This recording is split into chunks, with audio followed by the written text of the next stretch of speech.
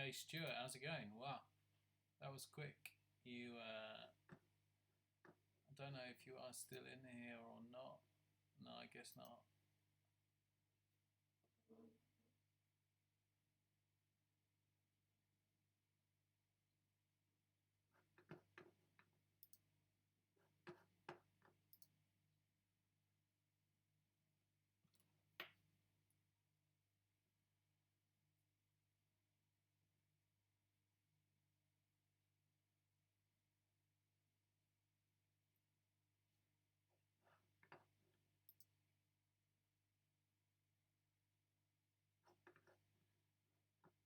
Hey Tim, how's it going, buddy?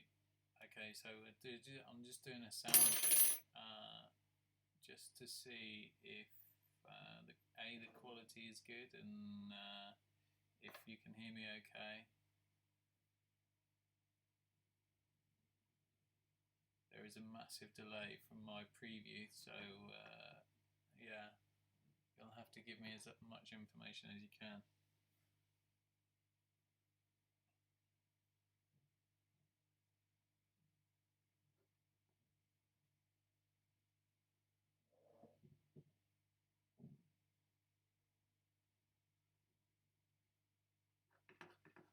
Does it sound good? Are we okay? Is it working?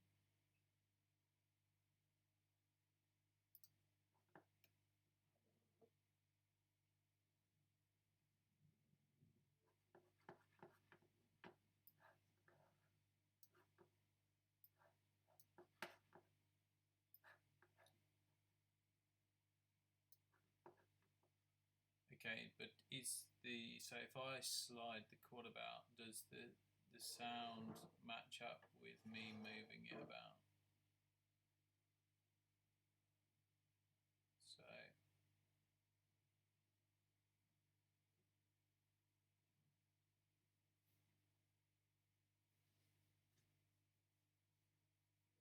are the streams pretty much in sync, or do I need to sort out another issue with the microphone?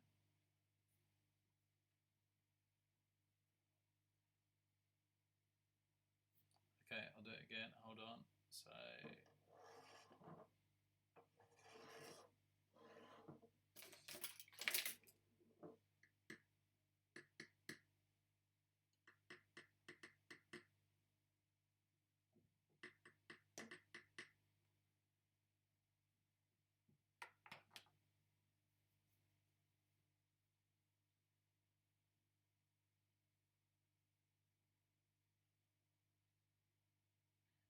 there's a 3 second delay on the sound compared to the picture, or there's a 3 second delay overall?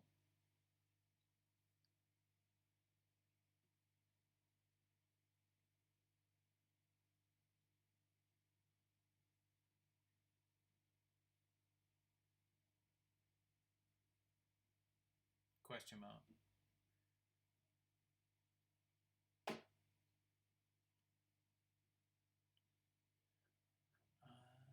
Okay. Okay.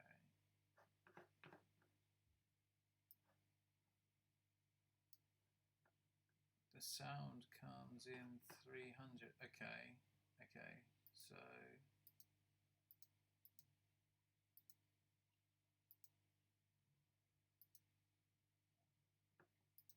okay. So let's try that again then. So I've just adjusted my settings. Tap, tap, tap, tap, tap. Tap, tap, tap, tap, tap. Are we still massively out of sync?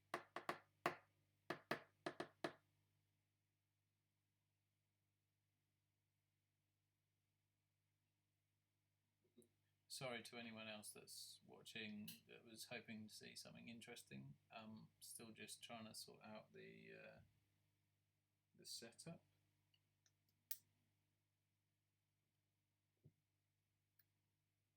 Okay, do it again. So we will move, move, move, move,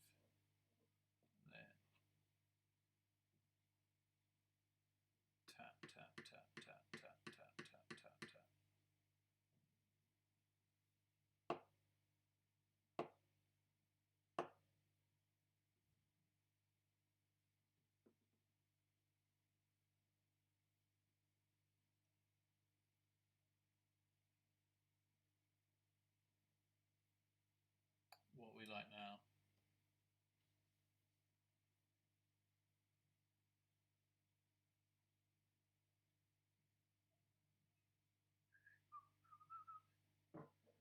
Again, sorry to everyone. The sound is in front now. Okay, the sound is in front. So let's see now. Okay, so I've just adjusted hopefully the delay. Let's see if that's any better. So ready, 1, 2, 3.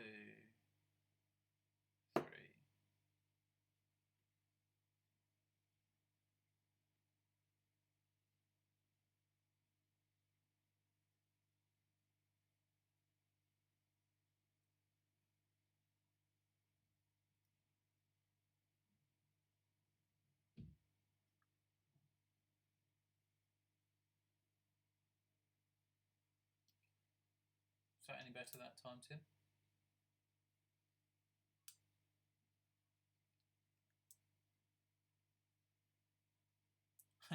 Okay, ready, and 1, 2, 3.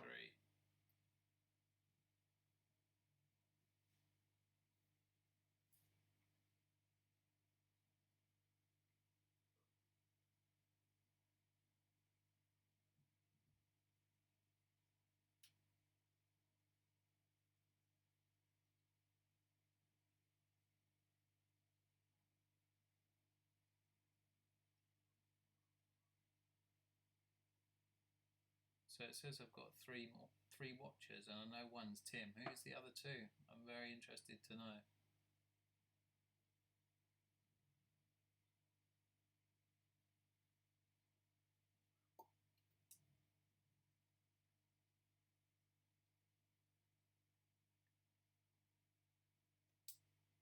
We good or not? Or where are we at, Timmy?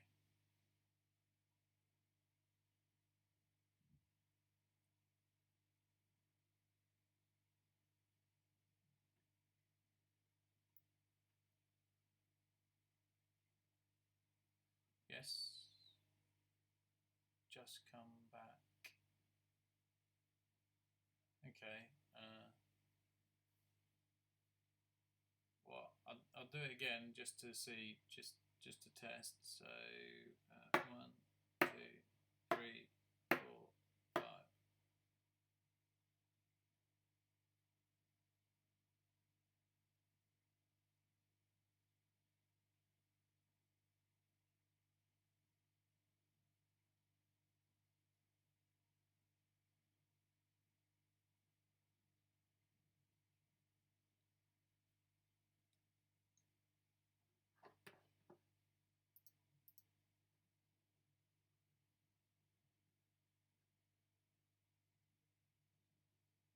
Sound is slightly ahead.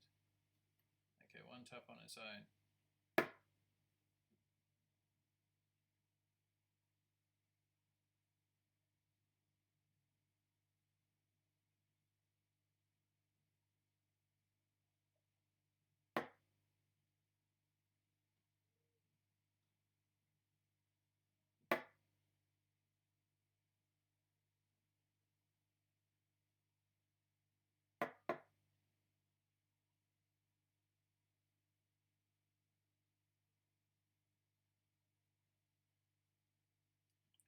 Sound is a few seconds ahead. Okay, all right. Let me.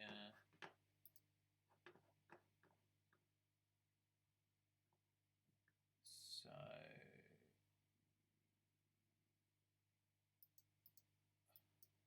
let's try.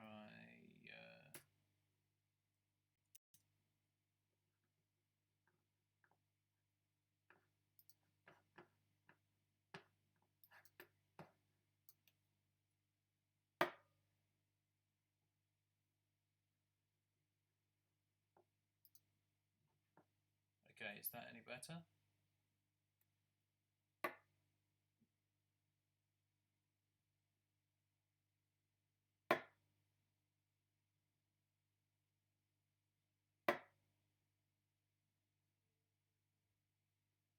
What do we like now, to me.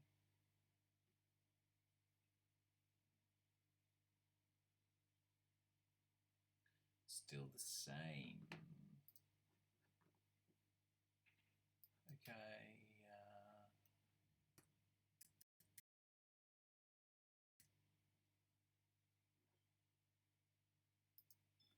Let's try this now then.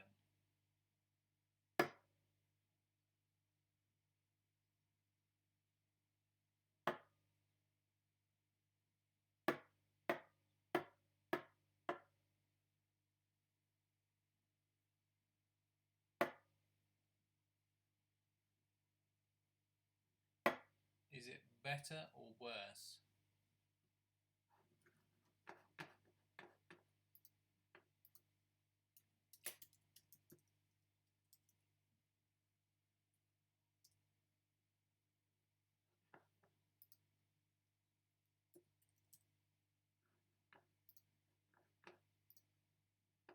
It's got to be better now, right?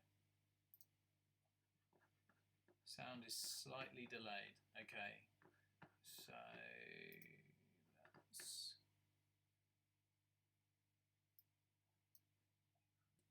that's okay. Let's try.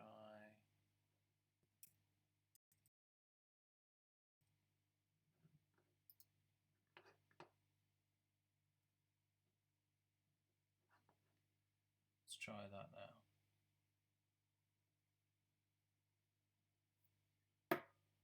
So I've just adjusted.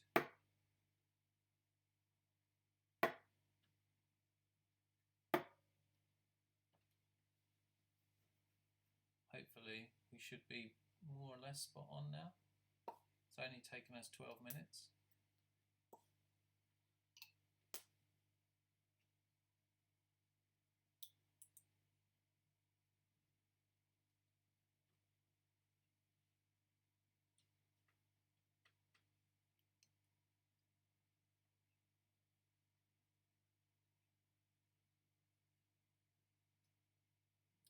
Okay, alright.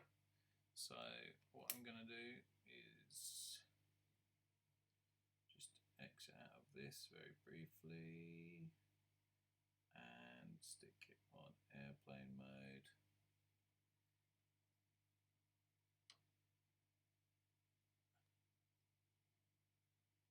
And hopefully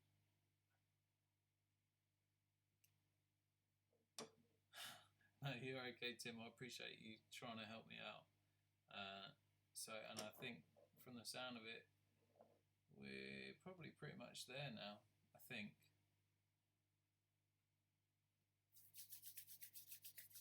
So,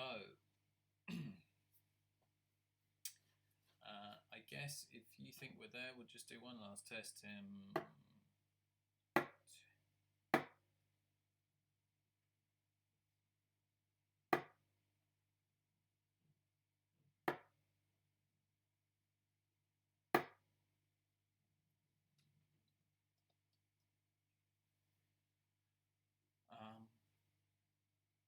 Yeah.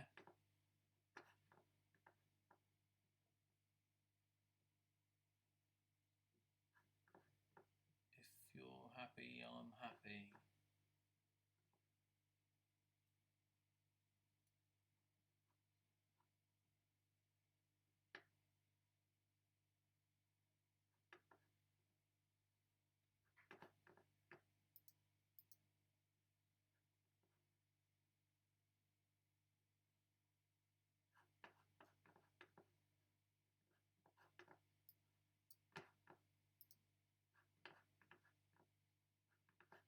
Oh, yeah. Clever old me. Just closing down the stream. Yeah, good. Can I change that? Is it? Okay, yeah, it does.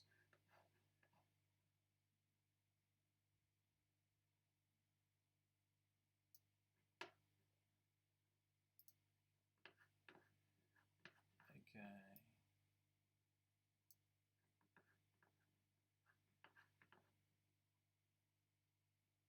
Half a second delay on the sound. I am going to be doing some live building in a minute. I just wanted to get the delay, half a second delay. So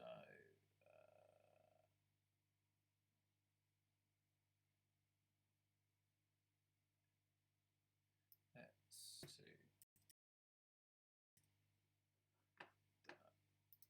And we'll see if that's. Okay, so yeah, I think I'm gonna try and get the link shared about, and then see if we can get some building done. I think so. I'm just gonna populate. Where are those standoffs from? They are from the actual kit itself. I think I showed it last night.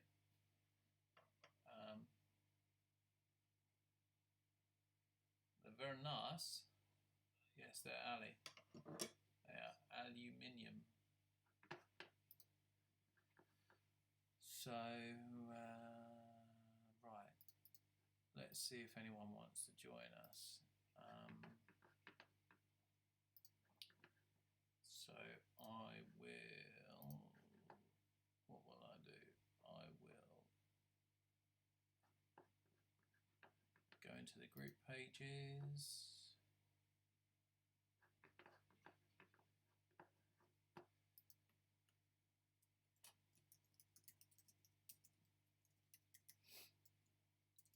I'm just going to go working on a build live now.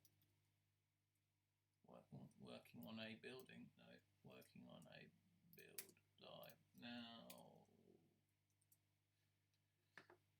And let's post that up and see if anyone wants to join us. I'm quite quiet. Okay. Let's see if that makes it any better, Tim. Am I louder now? Am I louder now?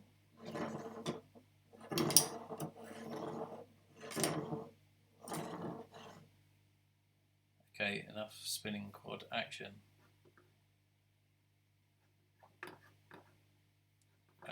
So, where are we? Sorry, Tim.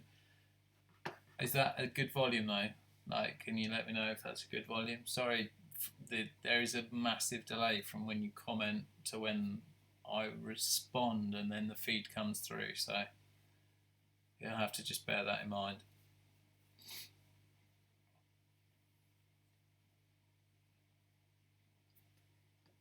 Haven't got anyone else in here yet. Let's see. Will might be busy. I don't know, sometimes I think it's better to use Facebook Live, but I have a lot less control. Okay, I'm going to just tweak it up a bit more. So I've literally just increased my volume.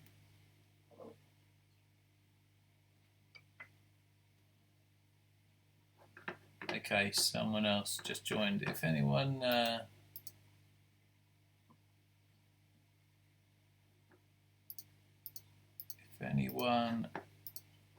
joins, just let me know. Let me know who you are, and I'll give you a shout out. Definitely. Participants. Oh, I can do pop out chat. That will be handy.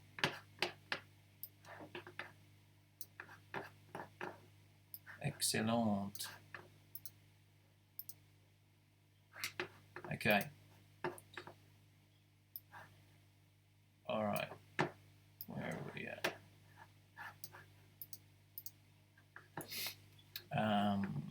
Okay. So soldering iron is going on. Let us get some motors out.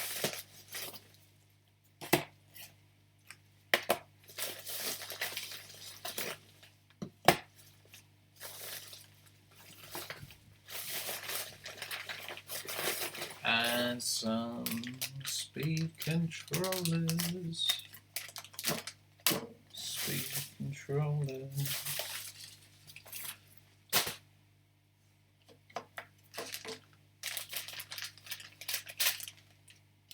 Okay, I'm just going to adjust this up a bit, a fraction. Let's try for a bit more.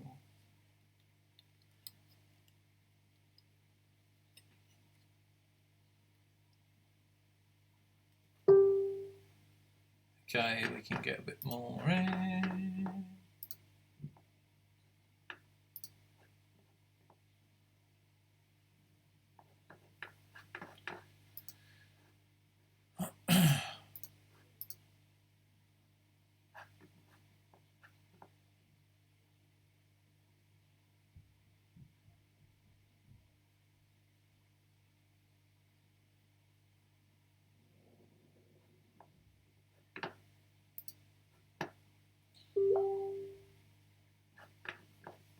Oh yes.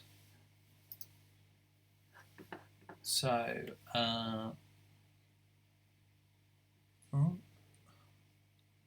yeah, you'll be pleased to hear my ringer is 0 volume. So let's open the tiny, whiny little speed controllers first of all. Actually, no. Let's open the motors. Let's get all the motors out. So motor number 1. Some nice Emax stickers. Take the foam out. And we have, sexy 2306. I mean, it would help if the stream wasn't upside down. Let me see if I can rectify that very quickly. Not sure if I can. Let's see if I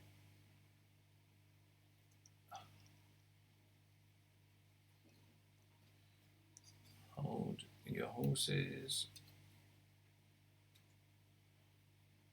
That would be very helpful. Okay.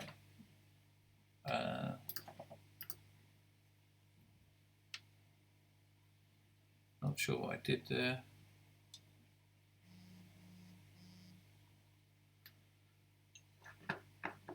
It's my lovely wife and daughter.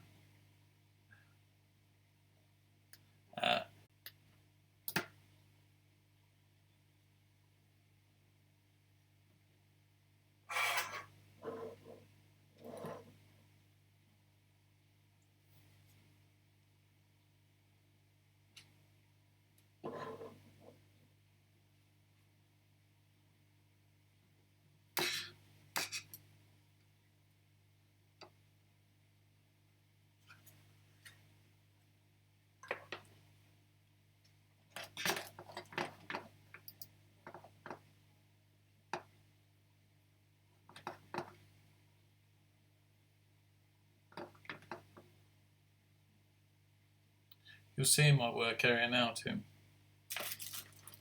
This is my work area. The only thing in front of you is the only thing in front of me is my iMac. So 1, we already opened 1 from yesterday. 2, let's get out the 3rd. 3.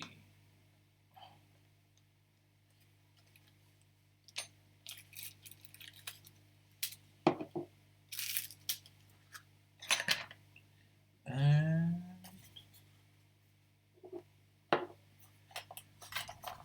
number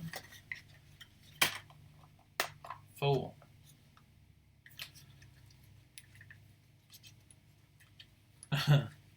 Yeah, I do need a bed to build on, yeah. You're quite right.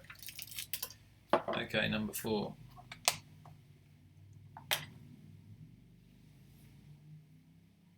Okay, so yeah, I think we'll start by put all our screws to one side. 4mm,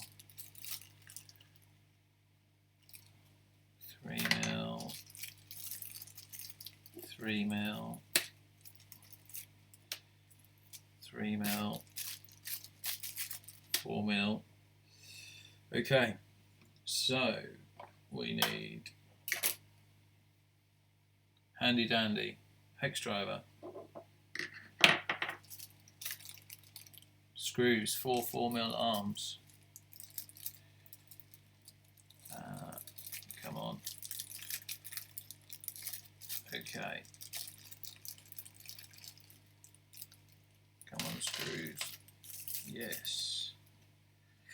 So, here goes.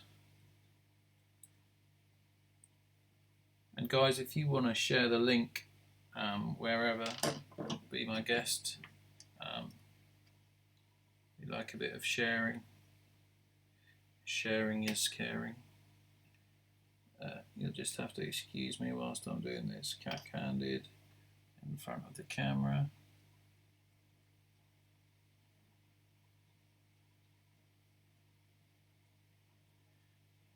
Okay, just like that.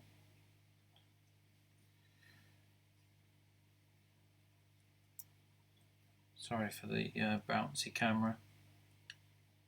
That's me, keep catching the lead.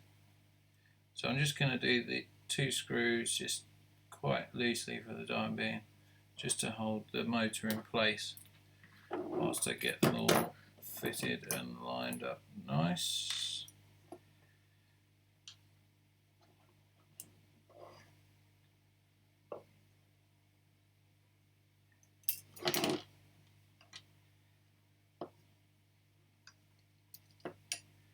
I'm hoping you can see roughly what I'm doing. Yeah, no pressure. No pressure at all, Tim. Yeah, no, not feeling it at all. So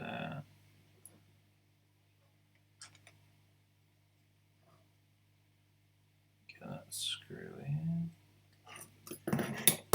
So now we have 2 arms. There we go.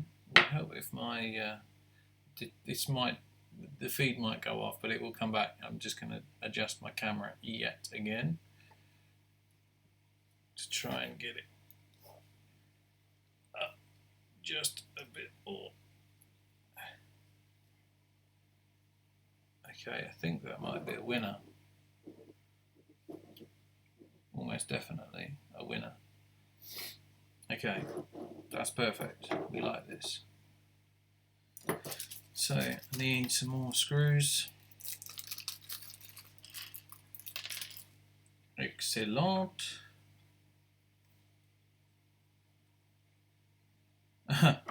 Okay, well, yeah, no pressure at all then, Tim.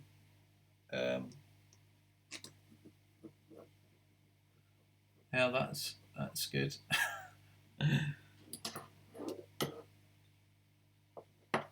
I'll say, who is this random guy? He's not even building with a mat. But, you know, it does not matter. So we've got motor 3.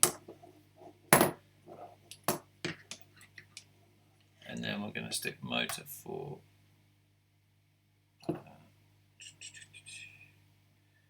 Motor 4 here.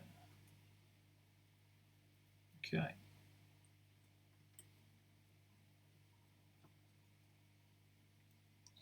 And that is motor number 4.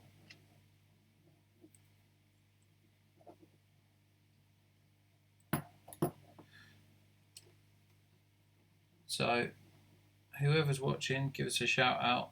like say hello. Be nice to know who we're sharing with. Okay, we've got the motors on now. So,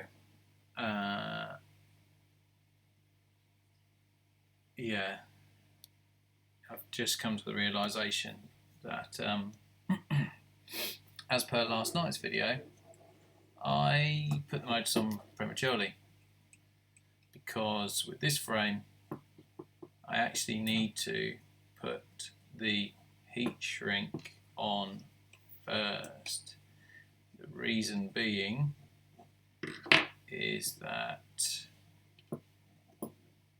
we've got lots of things to heat shrink, and including a light kit that's going on here. So in order to get that all on properly, I'm going to have to put it over the arms first.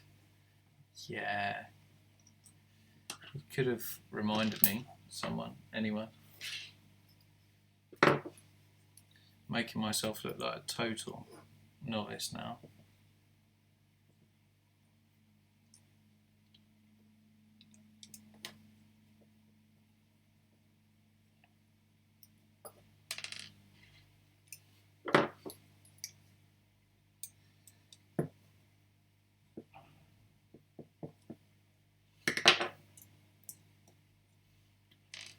Okay, so what we'll actually do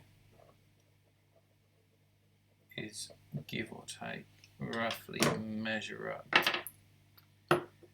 where we want our speed controllers to sit, and we will pre-solder the motors and speed controllers up. So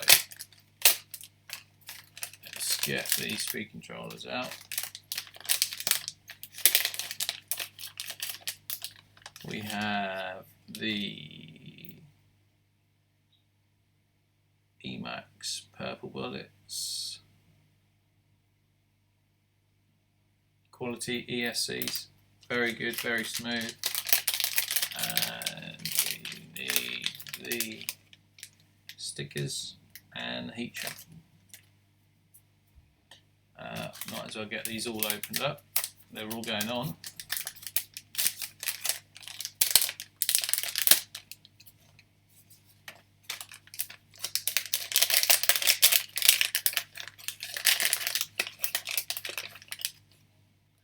So another speed controller, stickers, heat shrink. Okay.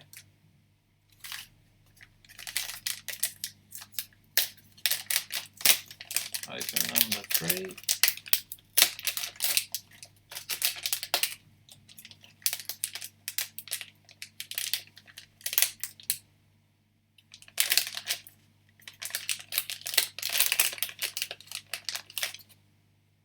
Stickers, speed controller,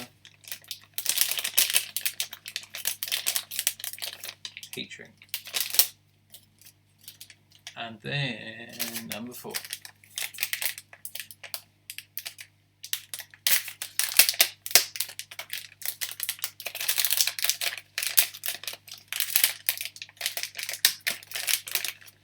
We've got stickers, speed controller, and heat shrink.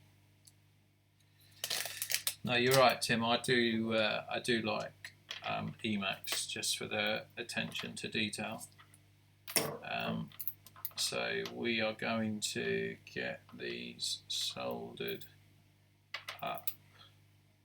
So what I actually do with this frame combination and these speed controllers is, if you'll see, as we're using the standard PDB, okay, you will see, and this is the thing that I like about building, is noticing things before you get to them and building appropriately to make it smooth. Okay, so you'll see we got pos and neg. Okay, so if I was to just solder the speed controller the right way up, you can see that they're the wrong way around. So what we're actually going to do is measure the amount of wire that we desire on the motor, and we're going to flip the speed controller over, and we're going to solder them upside down off the frame first, and then we're going to fit them. Okay, purely being so that everything just lines up and stays nice and tidy, basically. As simple as that. So I'm going to measure, as I know that this frame's totally symmetrical, I'm going to measure one roughly, because it doesn't matter too much. These speed controllers are so tiny that they sit in the middle of the arm anyway. So if we're, give or take, going to sit approximately there, yeah, I think just about there should be fine. So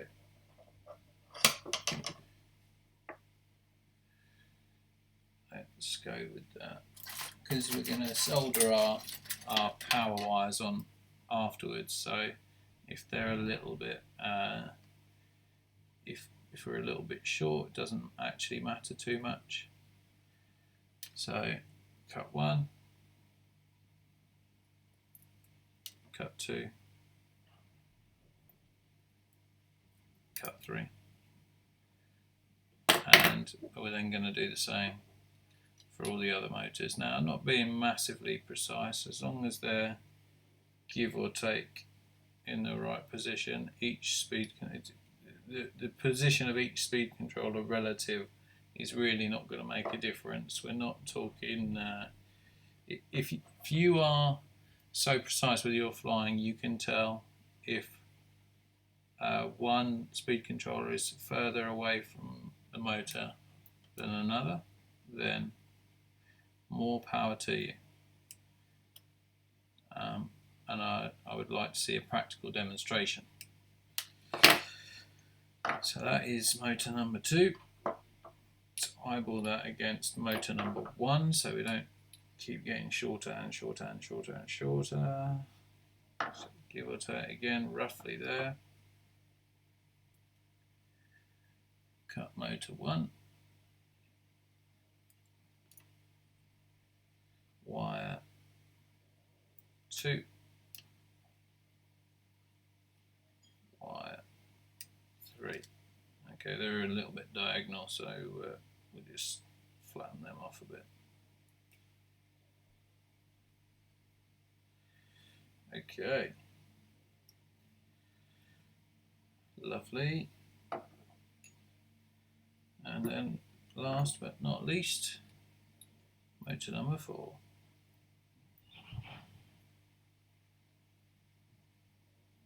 Let's trim that wire there.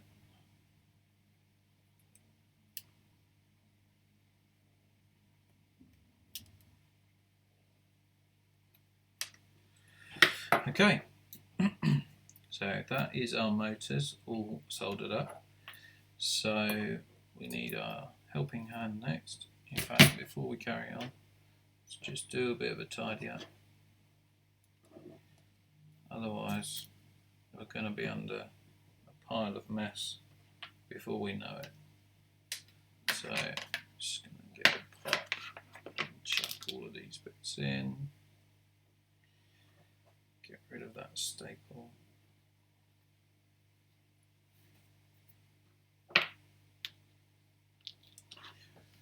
Okay, so let's move the frame out of the way for a minute, and let's get to doing some soldering. Okay, so as this is nice quality silicon wire, should just be able to pinch off tiny. That's normally how much I take off the end. Don't know if you can see that very well. It's not focusing. But yeah, that's enough. Basically, you want just the same size as the pad that you're going to solder to. So keep everything nice and neat.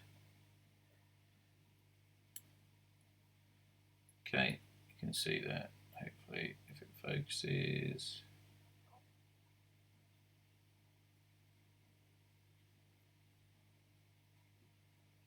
Oh.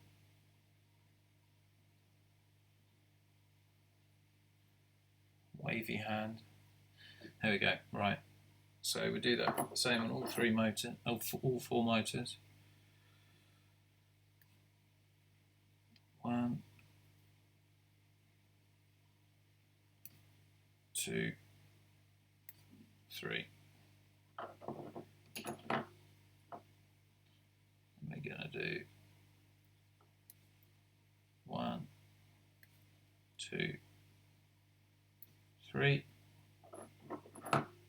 And then we're gonna do, that's a bit diagonal, so just retrim that.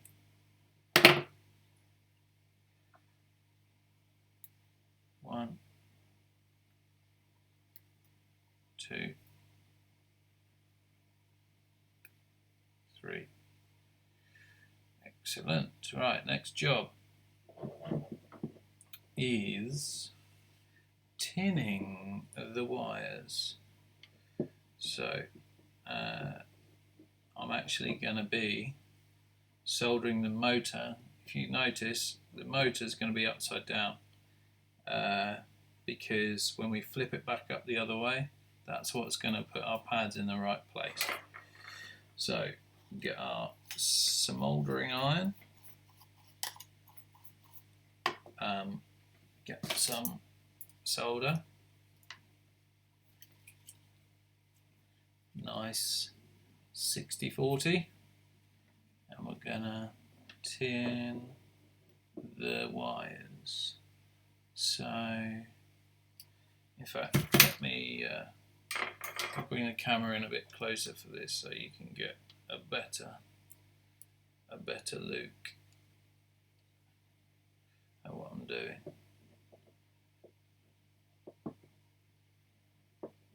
Okay, so we're going to put a bit of solder on the tip. This iron's a bit knackered. This tip is a bit knackered, I should say. It's seen better days, only because I don't treat it very well, but it still does the job, as you can see. Done. As quickly as that. Okay, so we've done the motor, so now we will do the speed controller. And this is where I always struggle with my helping hand. I need to get one of those blue bendy ones. I've always used these metal ones, and actually they're not very good. They're not very good at all. So, okay, that's in a good position. We'll do some more tinning. A bit of solder on the iron just to get it to disperse the heat. Oh, we've got a little bubble there. There we go. Iron on and done. Iron on and done. And I've soldered completely out of view. So that's actually where we're at.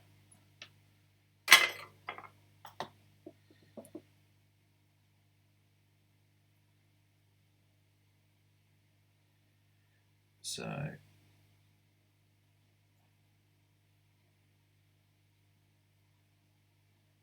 we can actually, just to make this a bit tidier, I'm taking the stickers off. It's not that we don't love Emacs, but it is, we are actually just going to make it sit nice and tidy on the frame. Just going to grab some fuel tube. Just put over there, like that.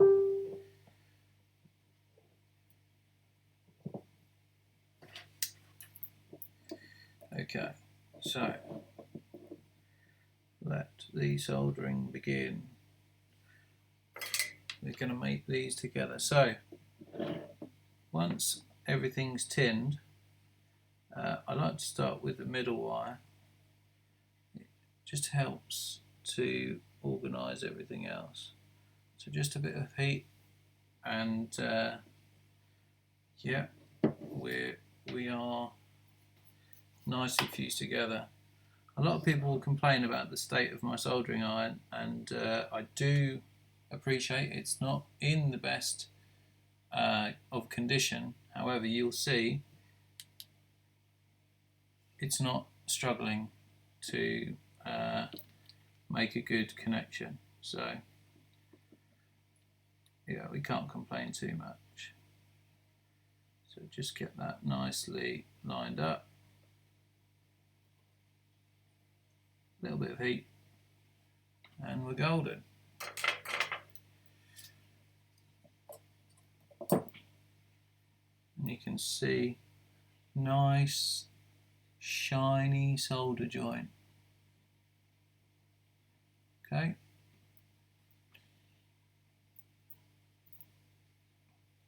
So that's one and done.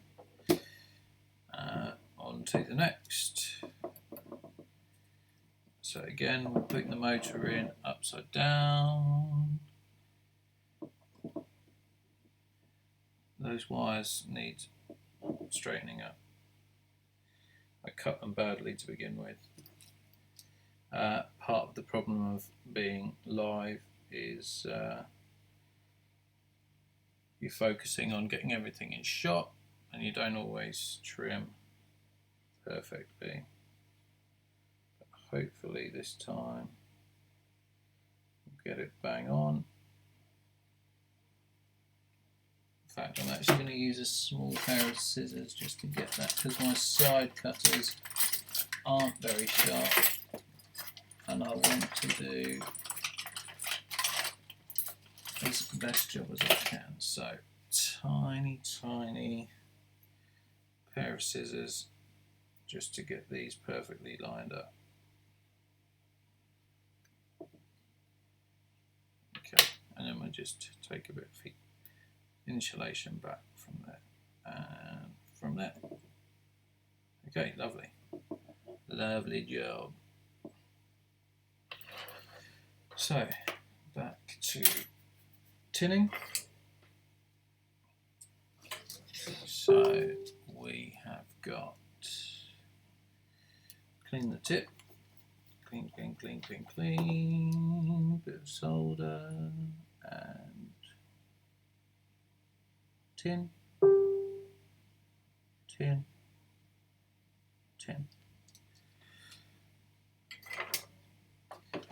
Okie dokie.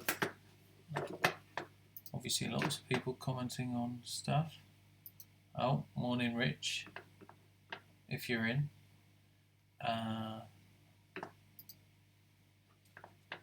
Sorry, I'm just checking my messages.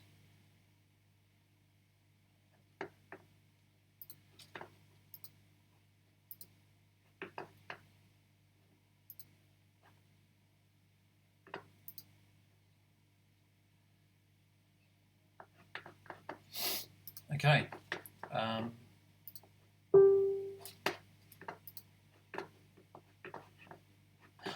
You're in. Yeah, well, the number did jump up to 5 from 4, so that's good. It's nice to have you along, Rich. I'm just doing some more soldering. So again, I'm just peeling this sticker off because it's not a necessary requirement. It's just the purple bullet advertising, or whatever you want to call it, sticker. Okay.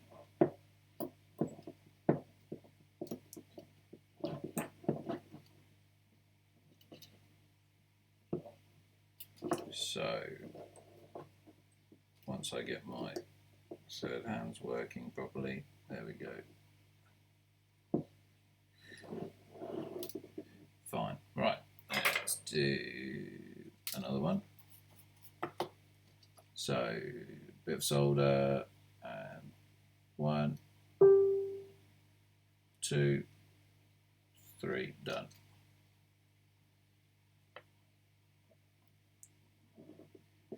Okay, and now we will join them together. So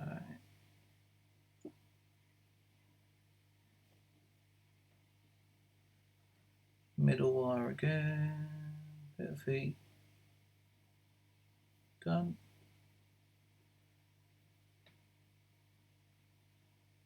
Done. Done. Oh.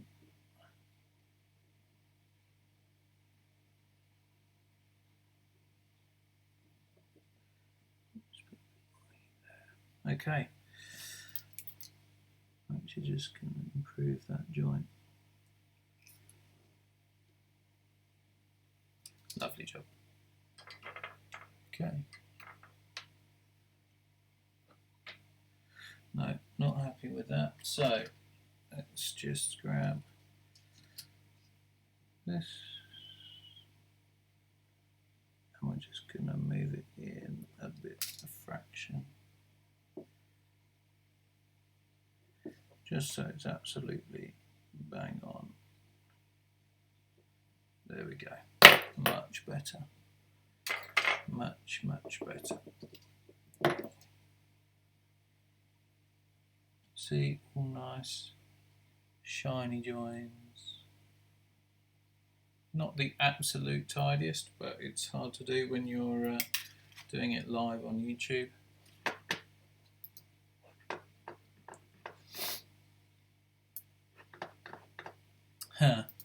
So Rich is building a quad at the same time, Rich Hamilton, and supposedly my voice is relaxing, but I don't think so. Let's do motor number 3.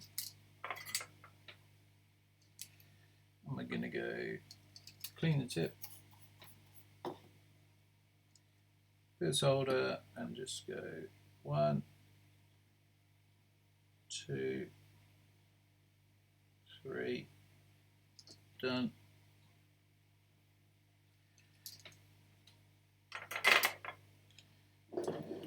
Ready for our speed controller. Peel the sticker off. Stickers off. And then place in our third hand. And then try and get them to mate. Yeah, should be good enough. Okay. So clean the tip.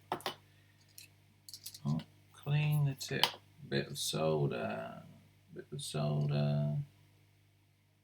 1 pad. 2 pads. Oh, and 3 pads.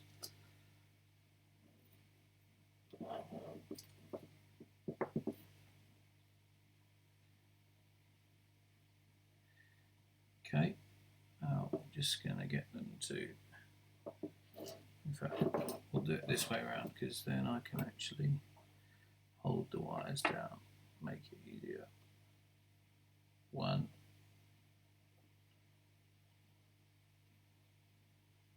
2,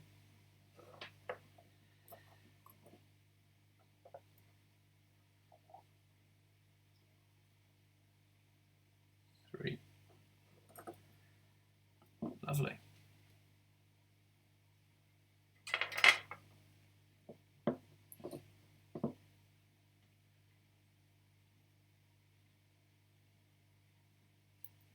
Okay.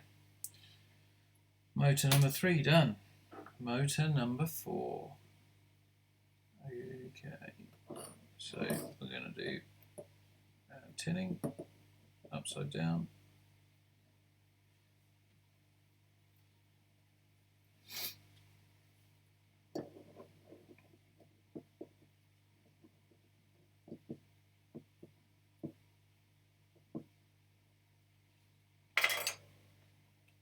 So clean the tip.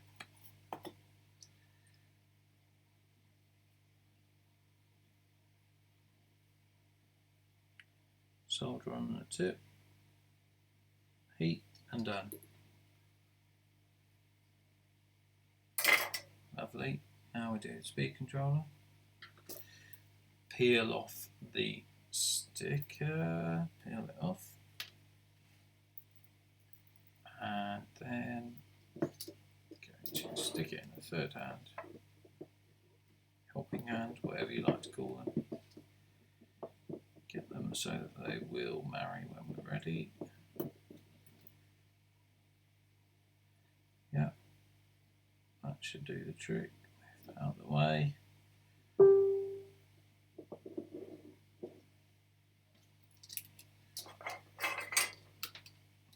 And then clean the tip, solder on,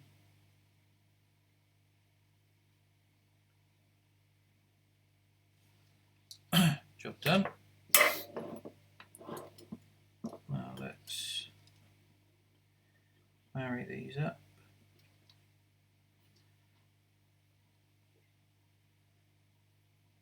Wire number 1, oh, done.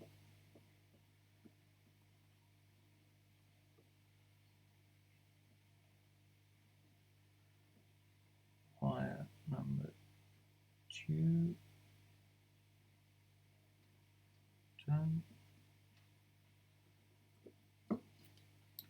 And when it wants to play the game,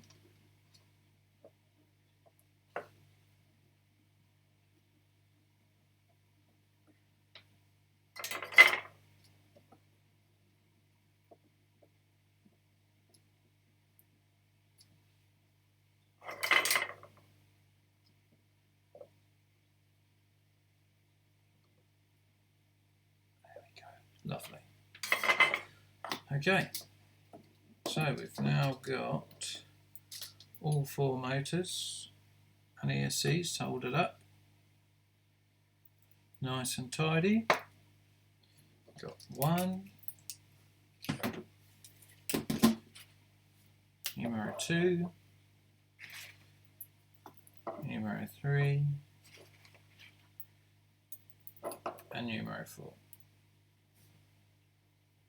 All give or take the same length, soldered in the same position ish. This one's a bit shorter, but it won't notice when we're on the quad. So what temperature is my iron at? My iron is at 400 degrees, and the reason it's at 400 degrees is because getting in and getting out, I know that the iron can sustain the temperature, so I won't be anything I'm touching, I won't be touching for too long. And if it was Kiss stuff, I might turn it down a fraction. I know there's lots of opinions on Kiss stuff. I've had myself I guess it was my mistake not quote unquote being able to solder properly, even though I've been doing it for years and years and years and years and years. But yeah, I don't know. There does seem to be an issue with Kiss hardware, where it rips pads off and so on and so forth. Anyway, we're not going down that route. All I can tell you is this stuff, the EMAX stuff, is quality, and not had a problem yet. So let us have a look at getting them on the frame. Move those to one side, and the first thing I want to look at, and actually whilst I do this, yeah, hashtag, you can't see it, but on the Facebook comments, Richard said hashtag shit boot button. Yeah, that's one thing for sure. Even yesterday, someone was at the shop asking me to fix their KISS board that had, surprise, surprise, a broken boot button. So Tim can tell you all about that as well. Okay, so I will be also I'm just actually looking to see online to see if I was waiting for a part to come in stock. So no, not available yet, because that does impact the next part of my build. What I would like to do is I actually want to show you a picture of my friend Ian's light kit. Just thinking the best way to do it is to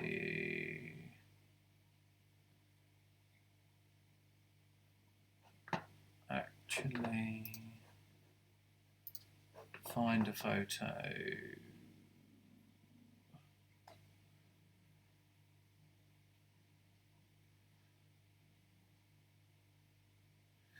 Apologies for the delay. I'm just scrolling back through some pictures to see where the hell he's posted it.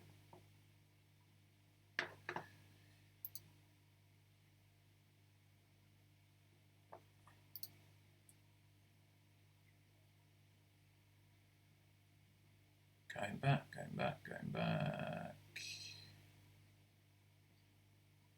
I should have had one ready to go.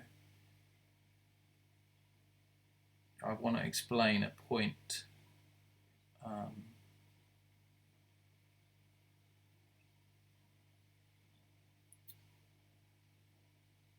Tick tock, come on, Matt. Okay, no, I can't find it. So tough luck for me.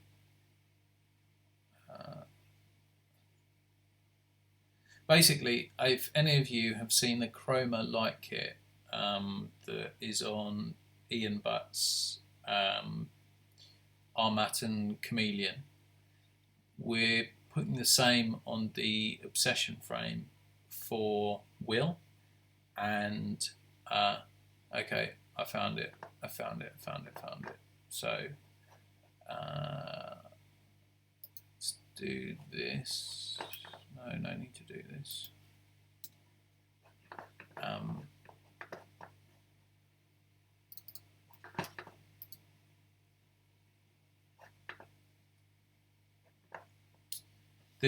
The question itself is basically on the Obsession, the edges of the frame are actually quite sharp, and the wires that go to the light kit, in Ian's case, he's actually run them.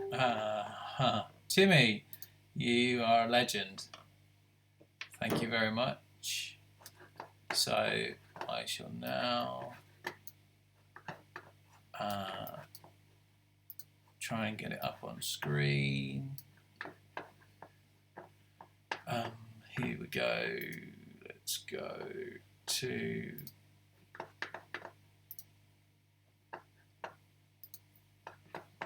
bear with me.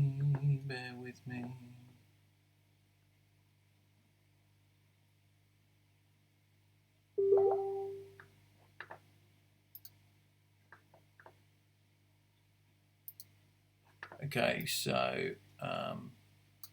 this is quite coarse, but you can see on there I can't put it on. I don't have a pointer, but you can see on that picture the wires run through this little hole. Well, if we switch to the obsession frame, let's get this in shot.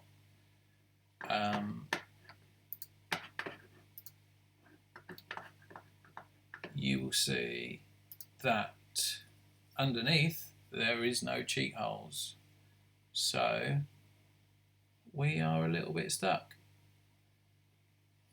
i.e. we have to run the lights down the arm and then round the corner. What I'm actually getting at now is that I'm going to have to put some heat shrink on here to soften the wires.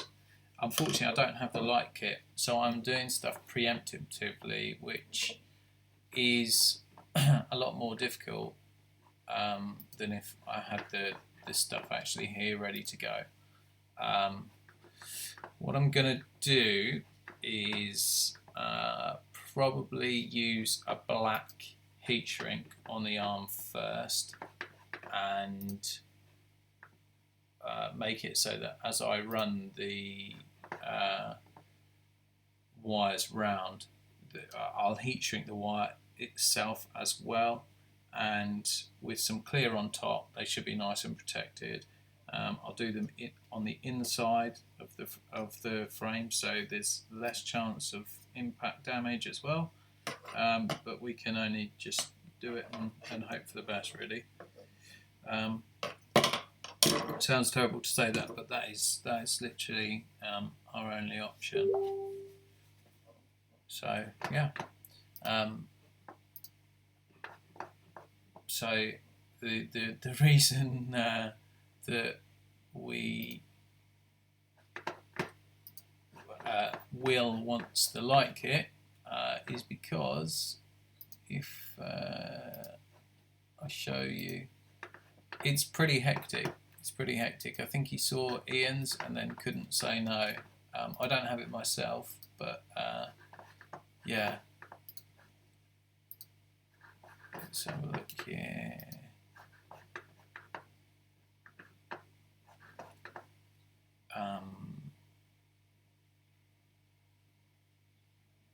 Sorry, Tim, bear with me. I appear to have lost the window.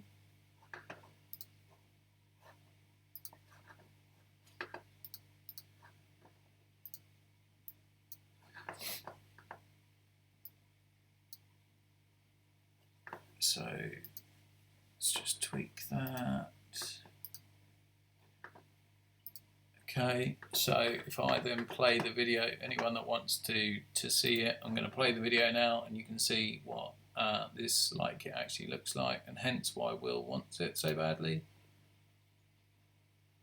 You might not get the full effect.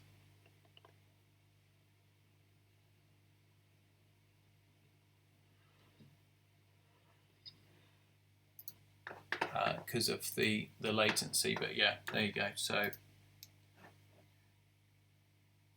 that's it for the time being. So going back, I think probably the best thing to do is to get some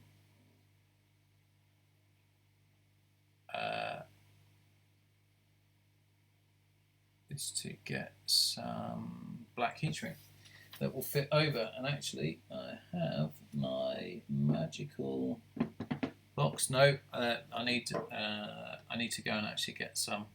So I shall leave you looking at the DQuad, and I will be back in 2 minutes. I'll give you a nice brief musical interlude. I don't actually own any of this music, so you know, if I get told off, I apologise. What shall we do? Let's go. Is the volume turned down? Yes. Here we go.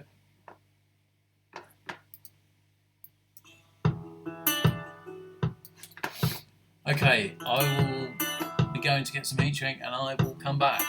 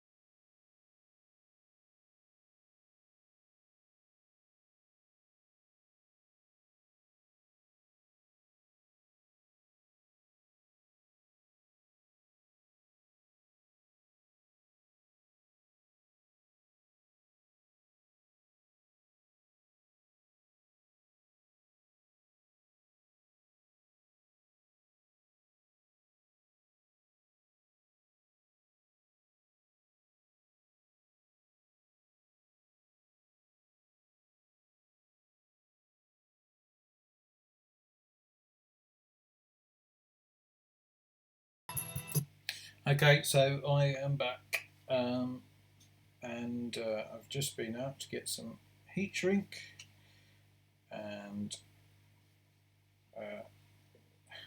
I'm hoping that I can actually. No. Okay, so that stuff is too small. Let's try this.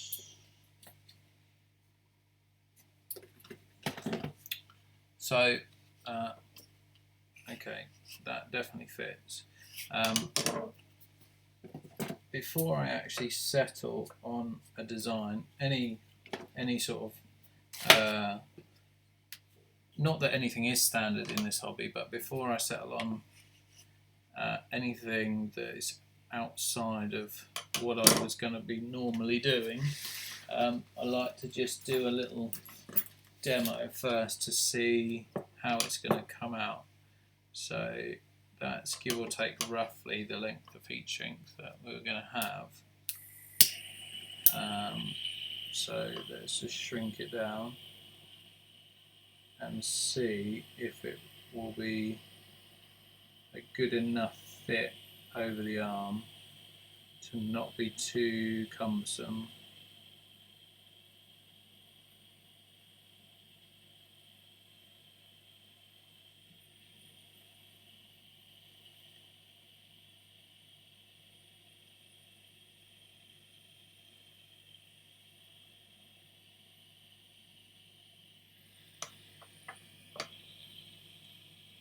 Need a better end on this, unfortunately.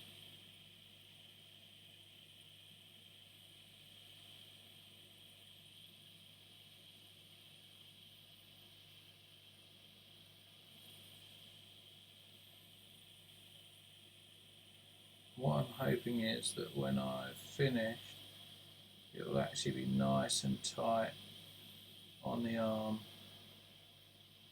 not be sort of in the way or anything like that. It looks like it should actually shrink down quite nicely. Sorry, you can't really see that very well.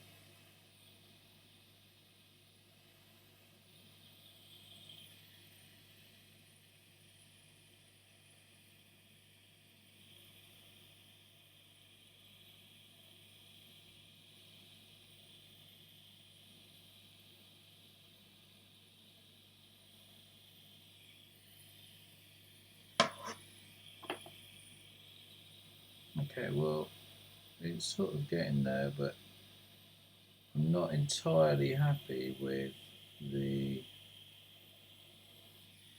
finish. It's not super tight on the arm, so I don't think it'll actually shrink down any more than that. Yeah, I should be using a hairdryer, but unfortunately I'm lazy and I can't be bothered to go upstairs. That back part is okay, but I just think it potentially won't be tight enough, and it also seems a bit excessive.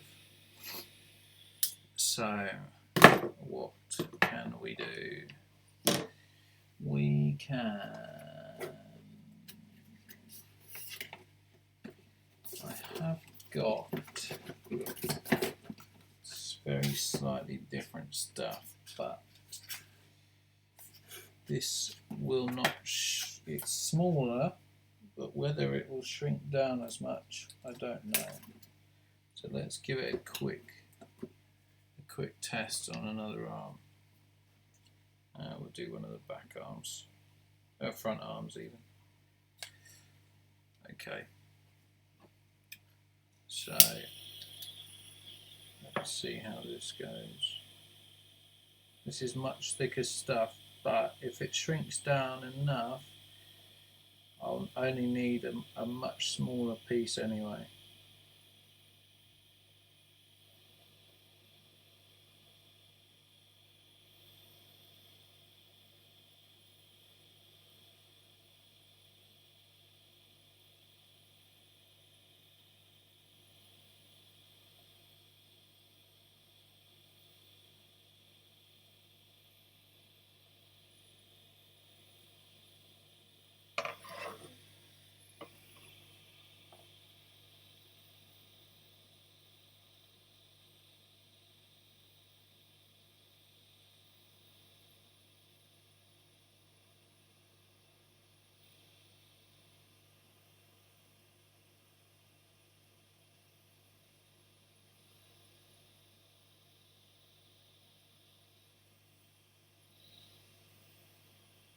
Okay, so this stuff is thicker. However,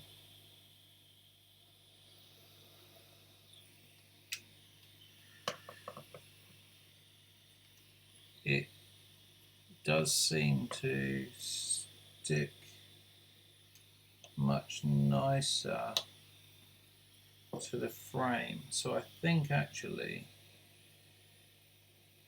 potentially a small amount of that is the answer. Let's just have another look.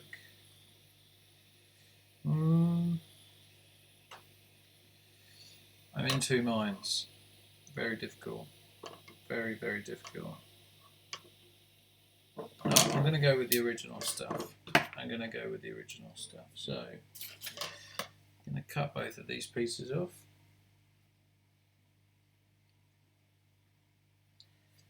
And we're going to use a smaller section, just enough for a wire. If you think the wire is going to, let's get a demonstration. So it's going to go, it's going to wrap around. It's going to be underneath, and it's going to wrap around like that. So I actually just want enough so that where this wire is, it's protected. So let's cut this other piece of heat shrink off that we won't be using.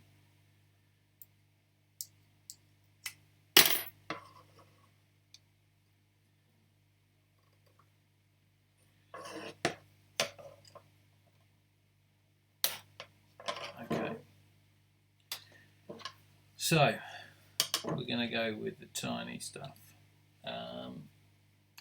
and a small piece of it. So let's see. In fact, as we're only doing a small piece, there is one more option, and that is to stretch a smaller piece out. So let's do this.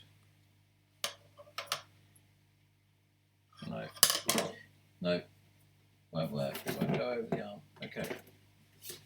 So plan A is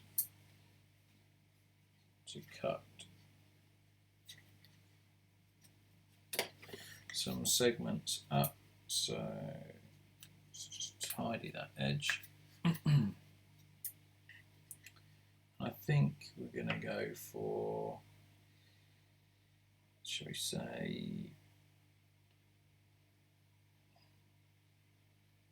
going to go for probably an inch to,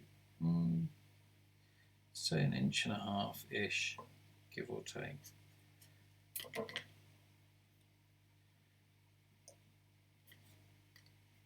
Yeah, I think that's. I think that will be enough to do the job. You can sit that just up there, and that will hopefully protect our wires when we run them up inside. Okay, so let's get those on. Get again.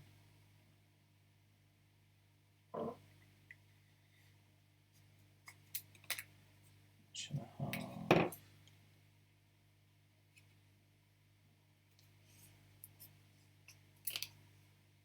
Inch and a half.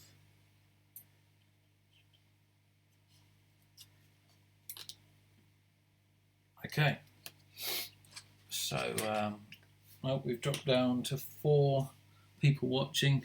It's obviously getting really boring, what with the heat shrink talk. So, c'est la vie. Right, stick those on. we can actually shrink these down straight away, so that they're not getting in the way at all. I'll put them right up to the PDB as far as we possibly can.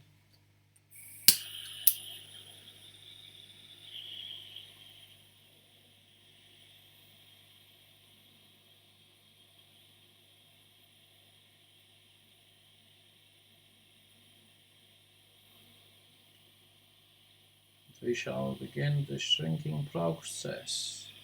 Sorry, you can't see what I'm doing.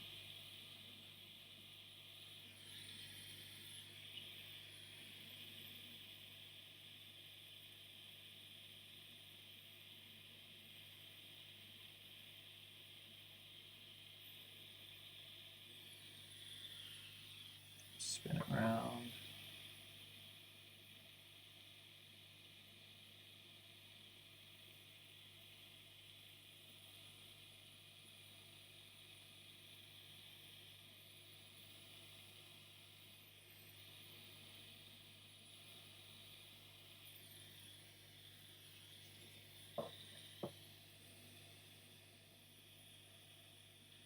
Make sure it's as shrunk down as possible. I think that's as good as we're going to get.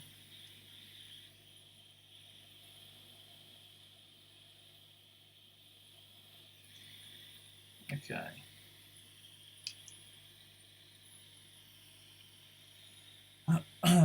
Yeah, Tim, I could file the edges down, and arguably it's probably the better solution. However, if it was an alien frame, I would say 100% that's the solution.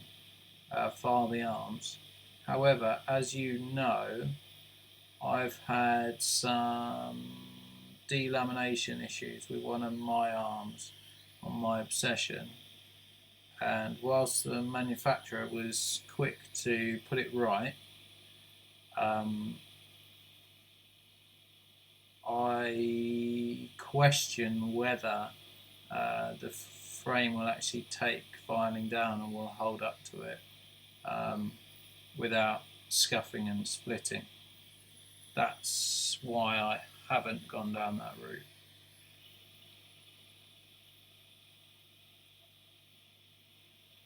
But this should be a good enough solution. You won't see it when it's done, or you shouldn't see it when it's done, and it will just protect the wires. I mean, some people would, you could super glue the edges to stop it from splintering, I guess. But again, this is, shall we say, it's not permanent either. So if you decide that you don't like it, or I don't know, you crash and break, or whatever reason, you can actually just take it back, and we won't be adjusting the integrity of the frame. So one more to do, and then we can actually get on to some interesting stuff. Whilst it is very satisfying shrinking heat shrink, it would be nice to see some more stuff, some perhaps more interesting stuff.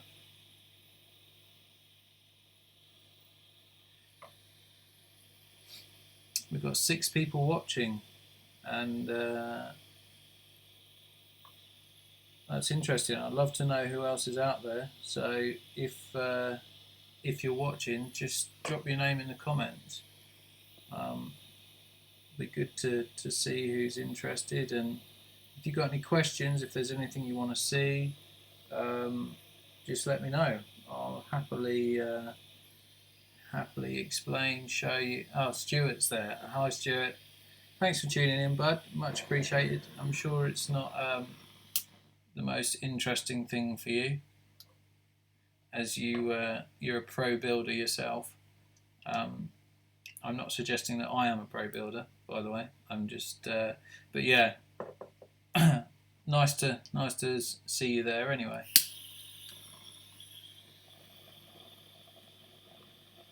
Nearly finished shrinking this down.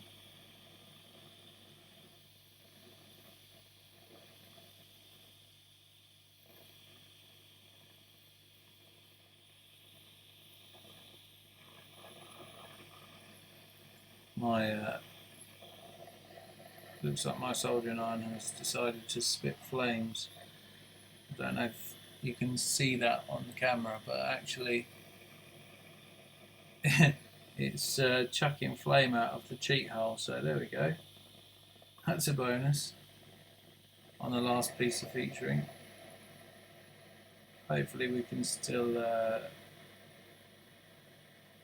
get it shrunk up nicely. You'll just have to bear with me whilst I try not to set fire to anything.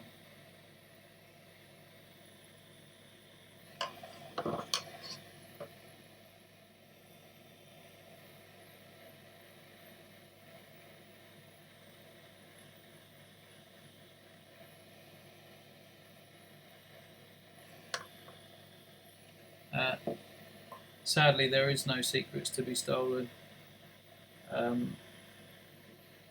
Yeah, nothing interesting to see here. Okay, so I don't know if you've been watching for long, Stu, or you know where we're at, but brief recap. We're fitting the chroma light kit to this as and when it arrives, and I didn't want to break the wires, hence why we've just put a bit of protection for the wires to go round and be routed around once they get fitted. Okay, right, turn that off. So I think it's time for speed controllers and motors. So we shall need some big clear heat shrink, and we are going to cut a piece that is, oh no, before we go ahead with that, actually, it's heat shrink galore at the moment. We've got to, that's why we, yeah, we've got to put that on.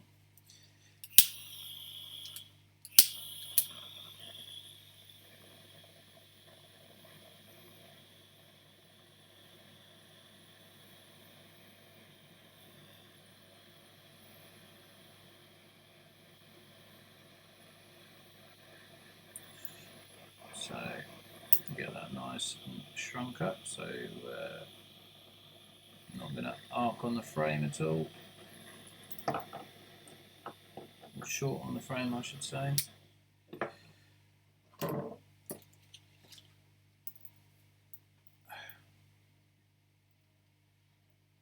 Spread that on there, let's just check. Yeah, that should be nice. Yeah, Stu, I don't know if you caught earlier either, but the reason you'll see most people solder their motors and speed controllers in situ. The reason that I've not done that is because you will see on the Obsession PDB, as you know, you got pos neg, and on the Emax ESCs, that is the top. Okay, you can see the pads are there, and there's no motor pads on the underside. So so we don't have to cross any wires, we've actually soldered the motor on upside down.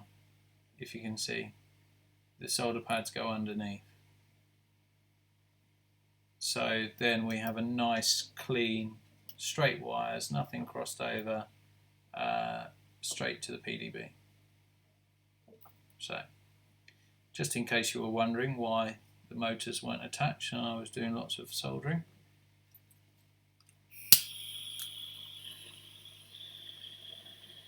Well, I think it makes sense, yeah. But yeah, Okay, so let's get that all shrunk up.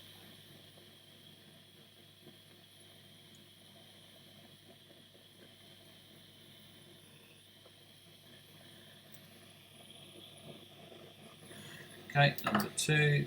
I probably should have done them in a batch. Let's do these 2 as a batch. So, I do want to get this bit done and dusted ASAP so that I can just move on to the 5-volt regulator on the flight control board, because that maybe not everyone has worked with Pololu's or Polulu's 5-volt step down regulator, whatever you want to call them, and there is a clever way of doing it with the if you use a couple of header pins, which I haven't actually seen it done an awful lot, so we'll be looking at that.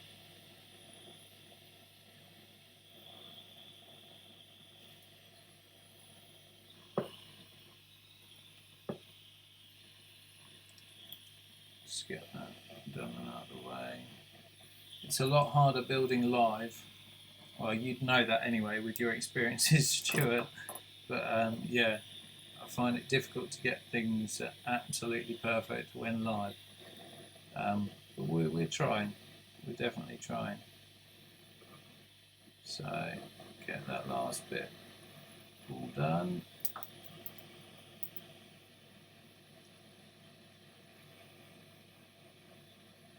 Lovely. I mean, these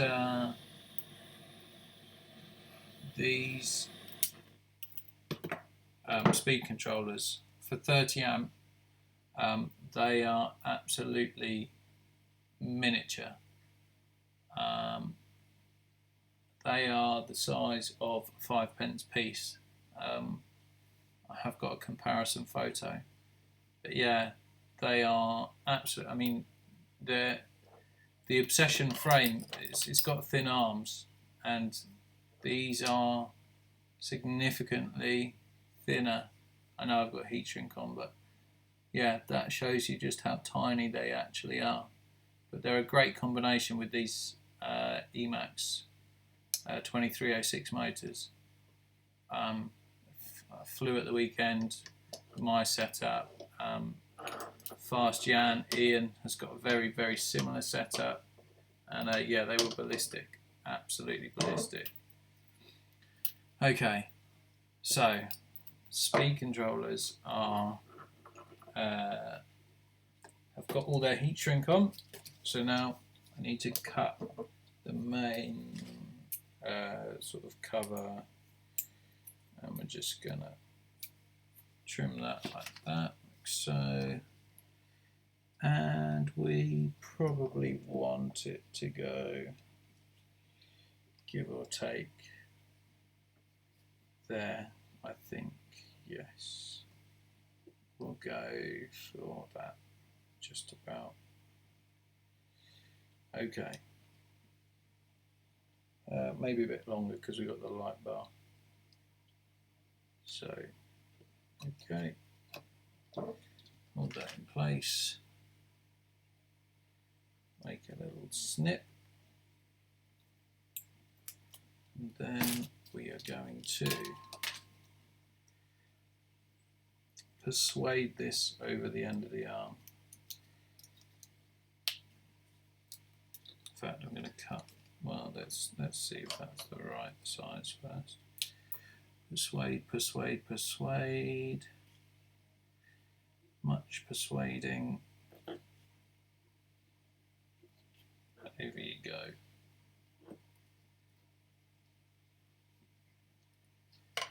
Nearly there.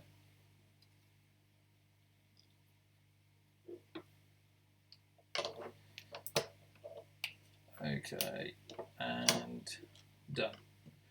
Okay, so that should give us a nice amount to cover up the light bar underneath, and also to hold the speed controller and wires all nice and tight.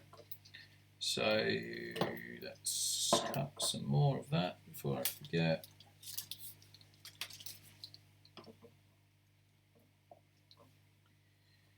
So give or take that.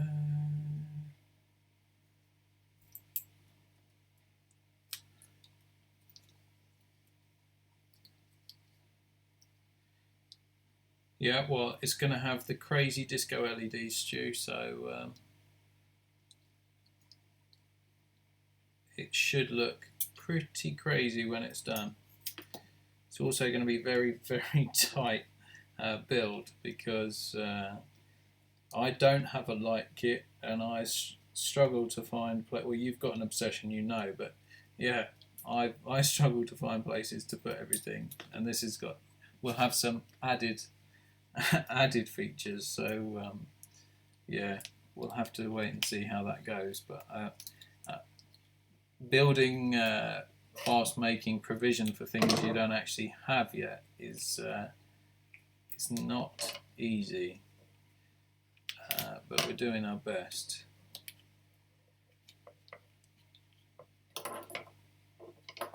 Okay, so on you go. Persuade that one on. Persuade, persuade, persuade. She's on.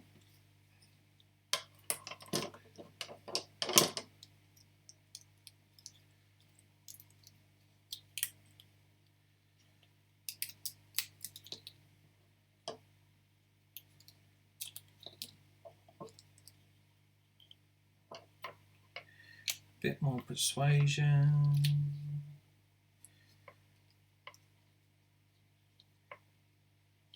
Going and going and gone. Okay, one more.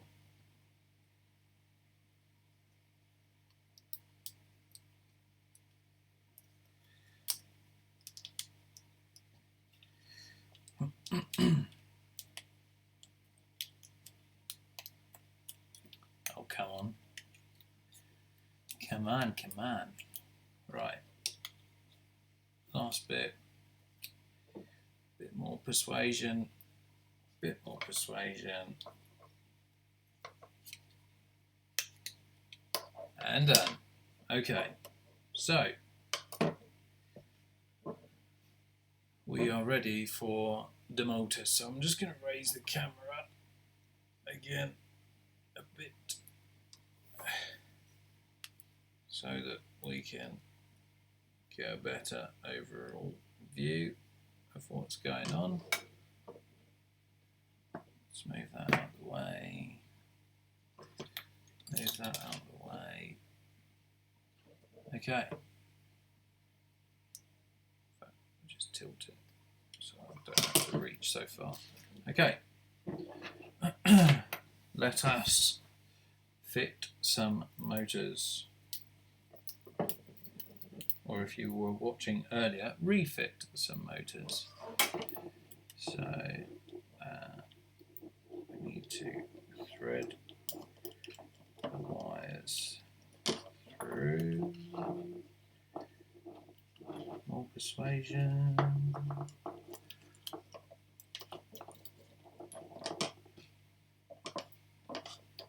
Okay.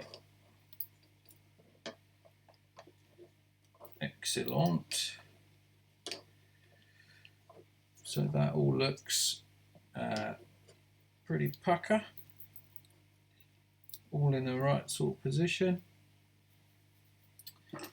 Get some screws in there, fix it in.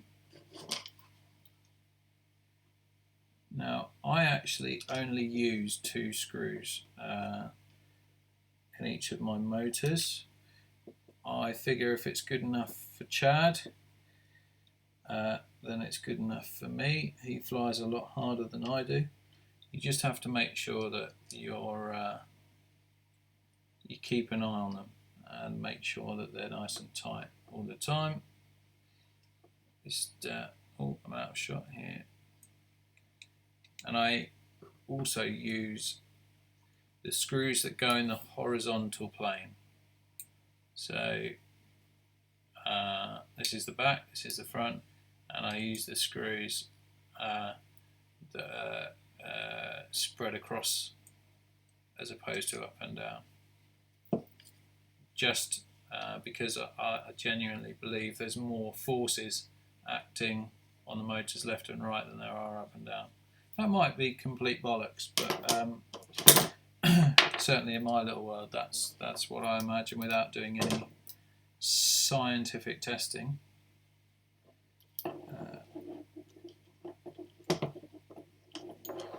So thread the next motor ESC through like that, and screw in.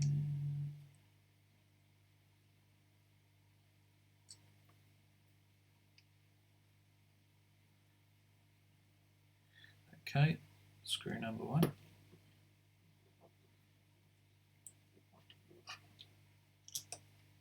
Screw number two.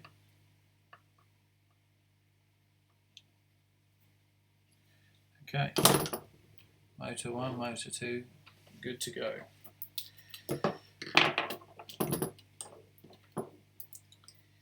Let's thread the third one in.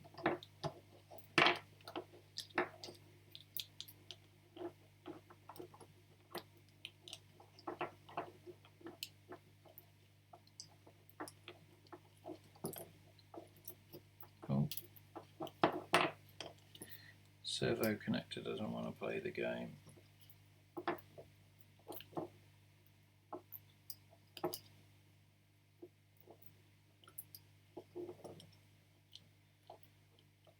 Slowly but surely.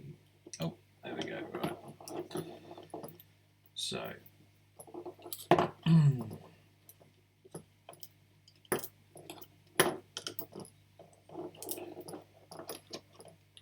motor number 3 is in place. Okay.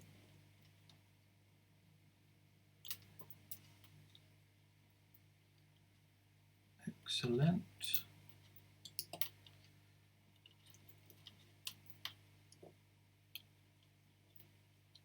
And actually, once I've done this, the next thing to do will be to just put the other bolts in a frame so I know that they won't be in the way, or my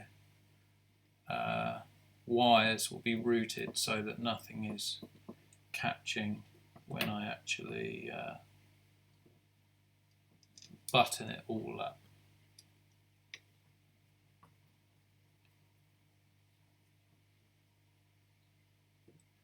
Okay. Don't have to go mad when tightening up the motor screws. No need to.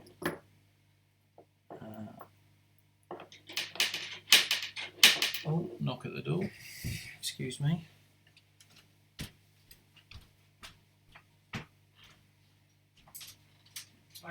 Yeah, cheers, cheers, mate.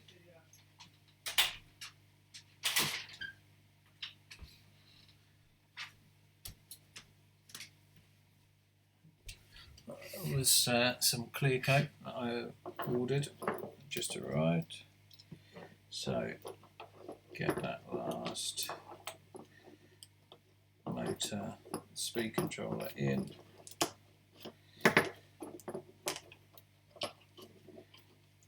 Just like that. Get some screws. And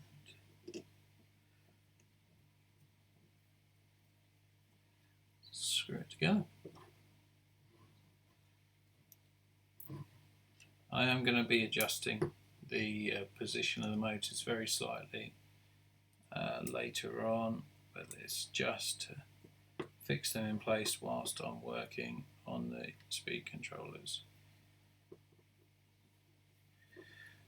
Okay, So, motors are on. A big mess of wires. Arguably, I could have done the wires one at a time, but actually, if you just put one or two motors on, the frame will sit quite unbalanced. And to be honest, they're not a big problem to me. So, what we need is our bag of the screws here, and we need to find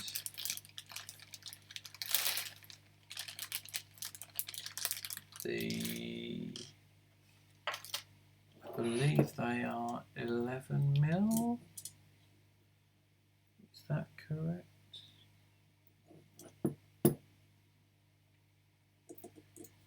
I can't remember which ones are which. I'm going to have to refer back.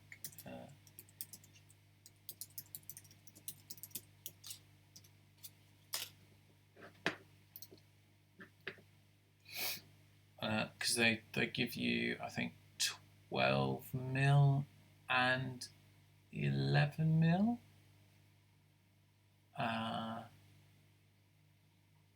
So, okay, so actually the 12mm go on the outside and the 11mm go on the inside. This is a 12mm, I believe. So let us find they are the no, they're even shorter. Okay, they do give you lots and lots of different lengths.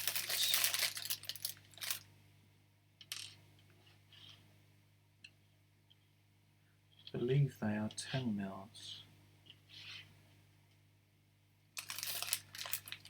Always good to sort out your screws beforehand so you're not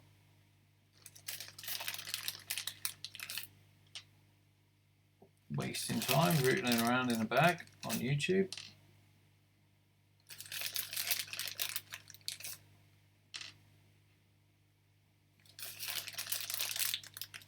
They are 12mm.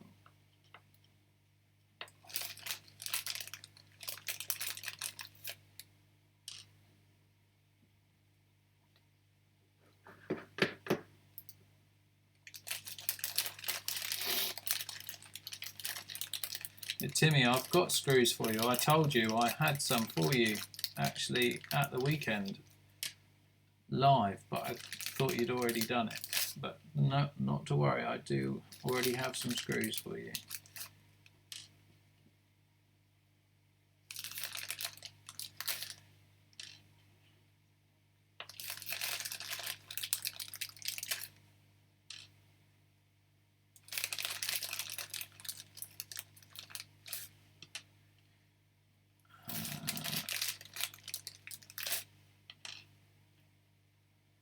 These ones are for the back. There should be two of these. Yes, there are.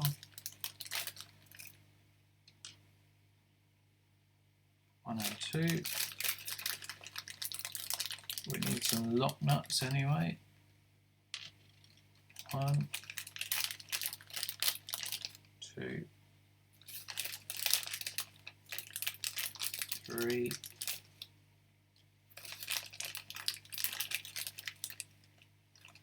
And a 4.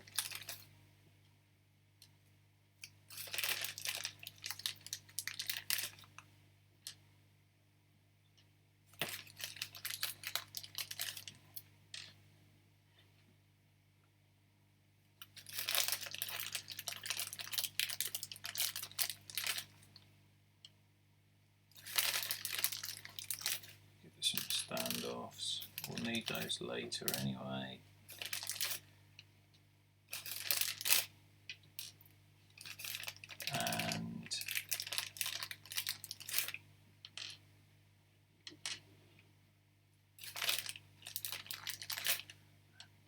do think you get a few spare screws, as I recall. And 2 little tiny ones. They are for your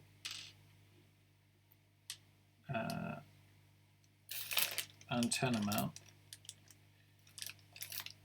1 and 2. Oh, interesting. Okay. Lots of randomly sized screws. So they have got to be... I'm confused now, Tim. You've confused me. No, you haven't. Right, these are the 11mm. And I believe these go with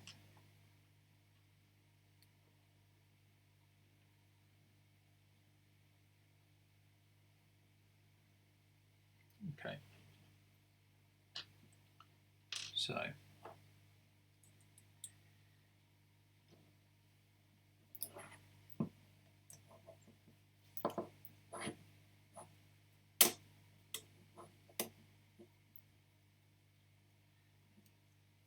let's put that 11mm in.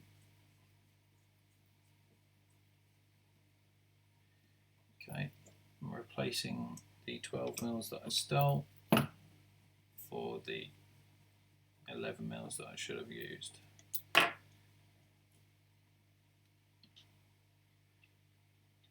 Or did use.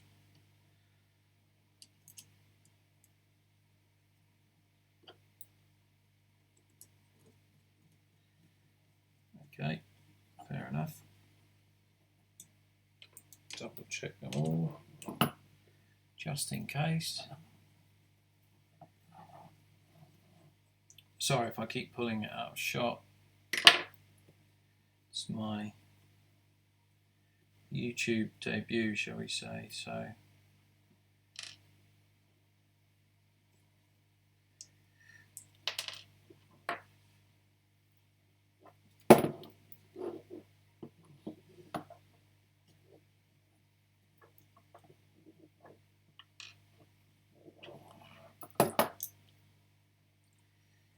Okay.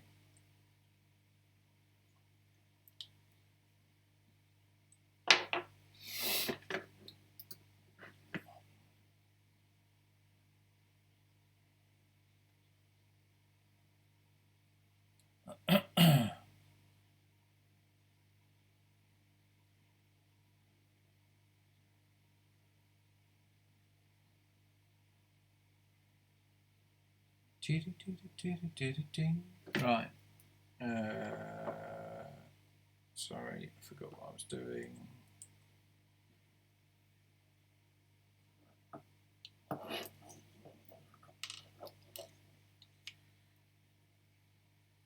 Right, I was just referring back to the manual to check my quantities because I think I've misplaced a 12mm screw somewhere. Not a big issue because I have plenty, but I wanted to make sure. Okay, so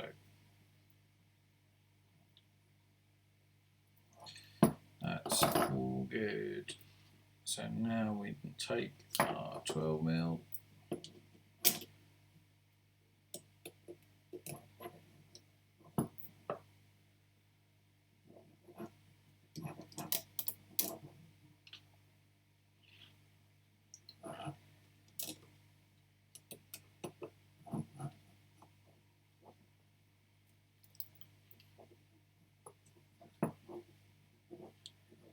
Okay, and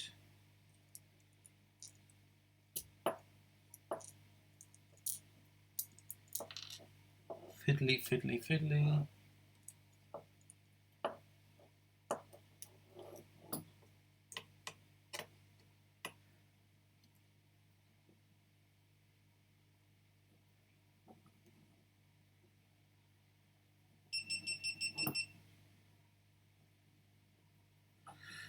Okay, so that's one. Just get our pliers to hold it in place whilst we tighten it up.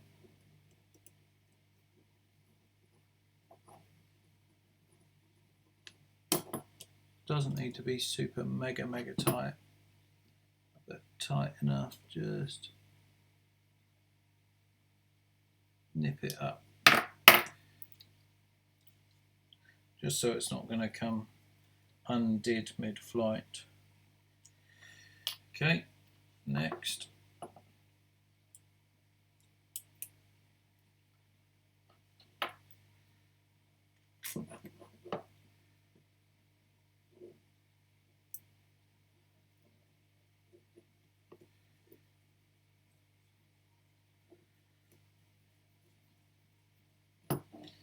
Okay, then we get our grips.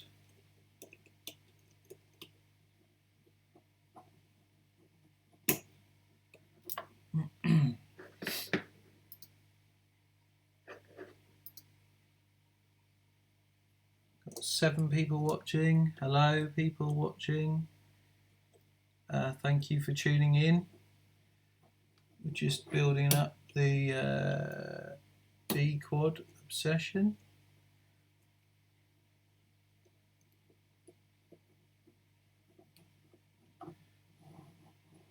Out of shot. Just doing up the lock nuts.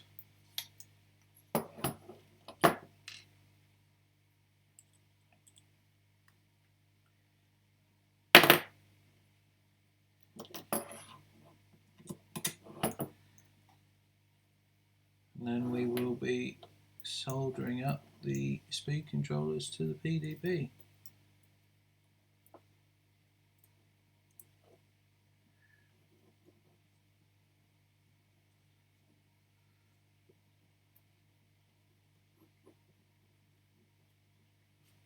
Okay.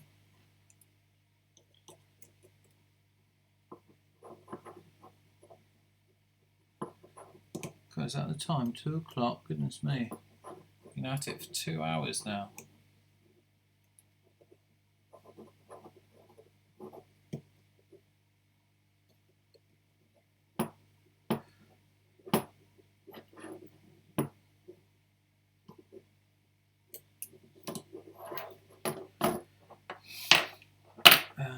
One more to go.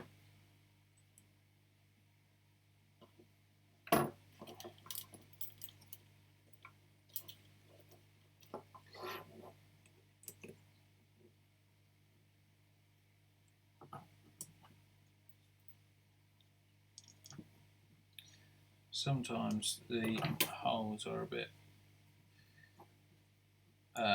shall we say, not perfectly drilled, so we just persuade the screw through.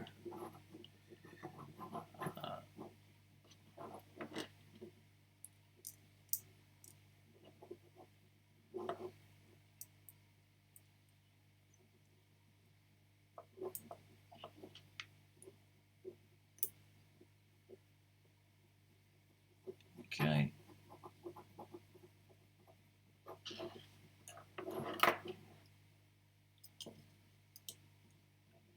Keep the pliers on.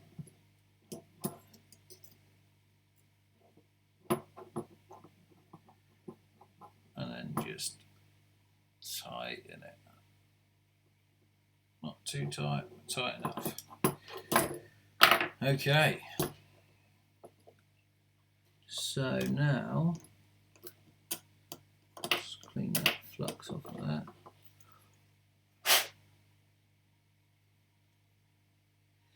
Okay. So, time to tidy up the build massively. So, we're going to do some snipping of wires.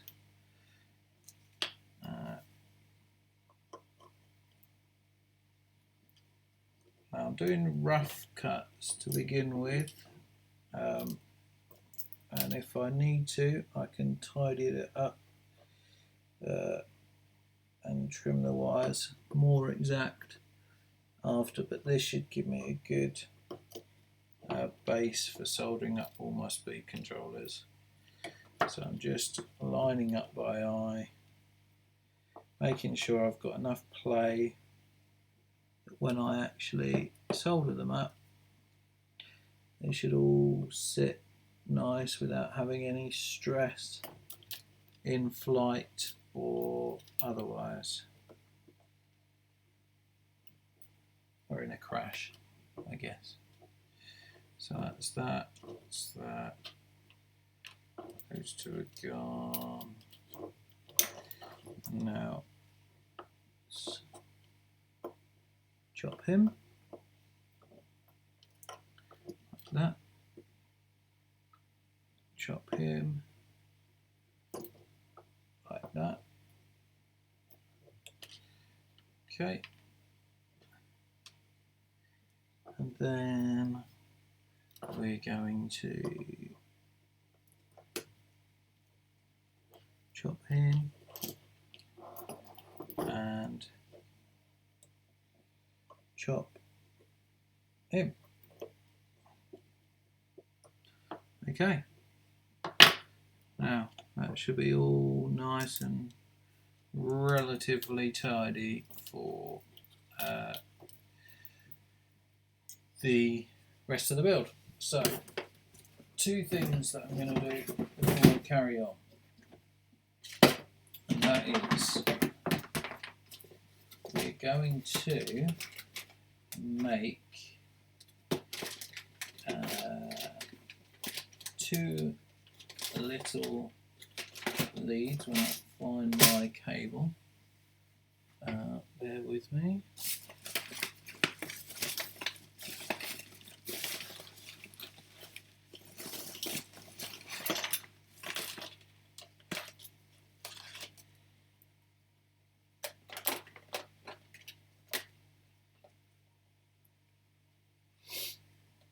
Okay, so the first thing we're going to do here is make a little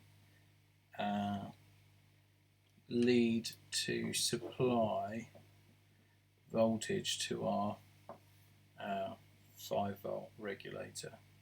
I'm going to cut it long because then I can solder to the board now and I don't have to worry.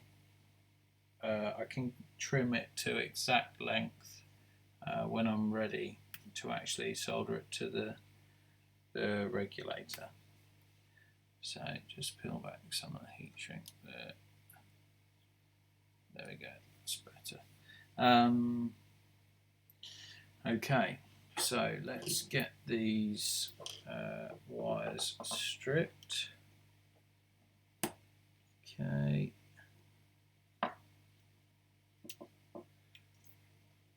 Arguably the most tedious part.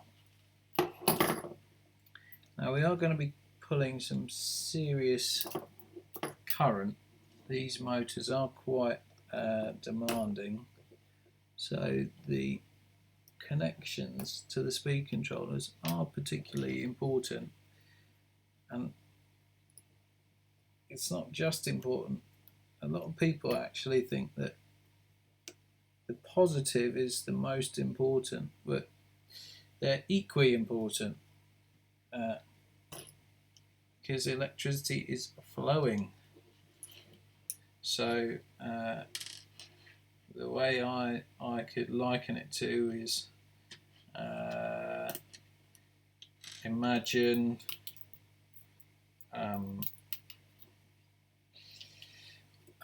should we say two gates, okay, and positive is gate 1 and negative is gate 2, and you want a group of people, the same amount of people going in as going out in the same sort of at the same rate. So both those gates need to be the same size and open the same amount for that to happen. That's a terrible, terrible, terrible analogy, and I apologise to everyone that's watching.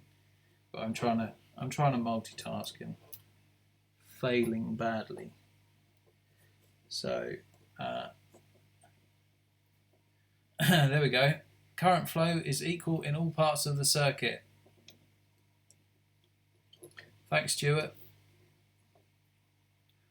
That's the succinct way of putting it. At least someone knew what I was talking about. Okay, so it's time for a tinning. So my iron has been oxidizing away, sitting at 400 degrees for probably going on 2 hours now. It's the exact way to treat your iron. Not I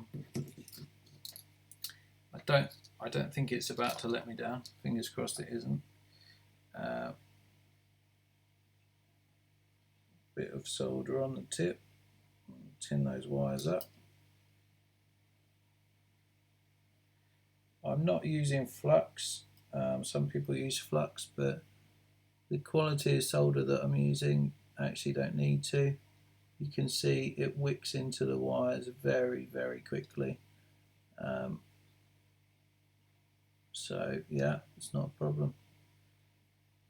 And that's all 4 wires tinned, I believe.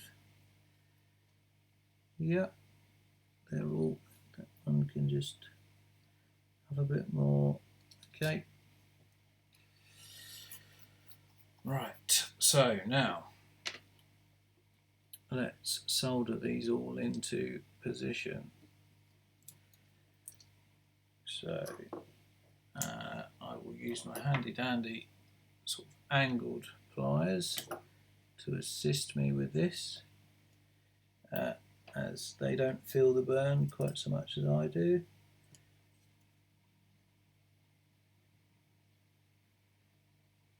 Okay, 1.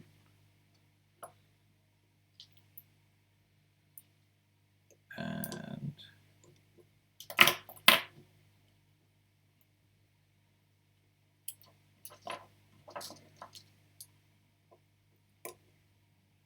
in fact, we will work round up.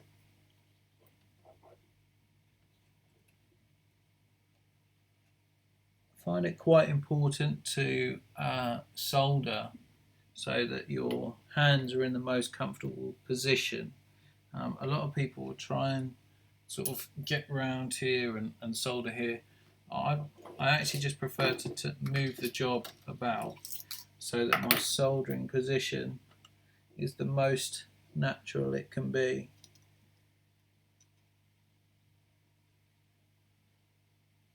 Okay, that's 1, and then let's go for number 2.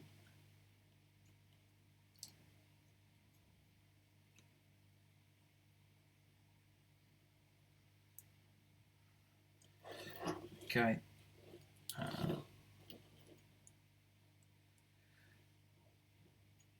So that one I could do with taking the insulation back a bit more so it sits nice and level on the pad.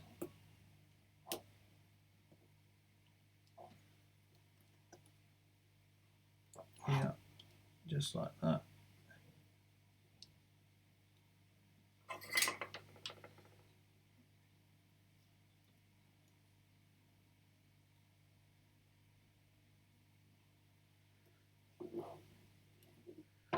Lovely.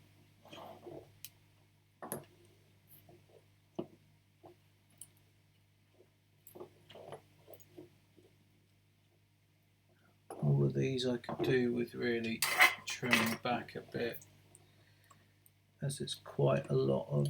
Oh, that one will go quite nicely, I think.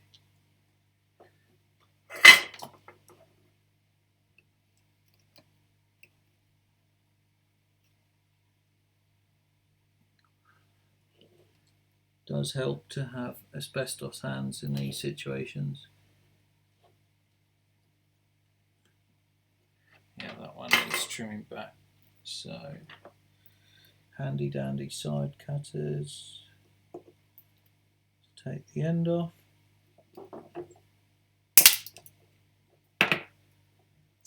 And then take back the insulation a bit.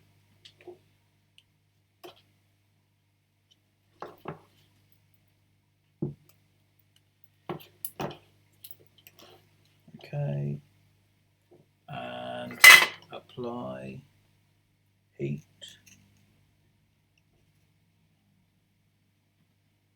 I'm done.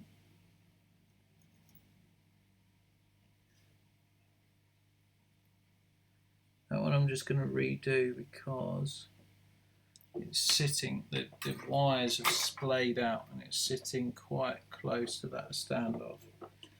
So I'm just going to bring them all in together.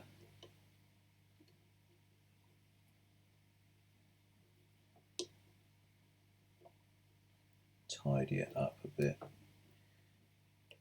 before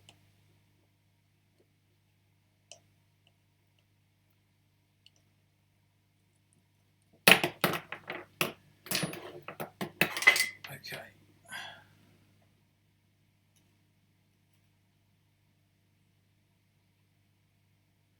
Lovely.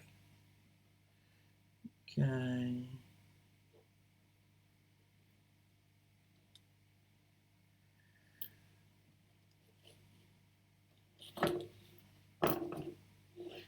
One more to do.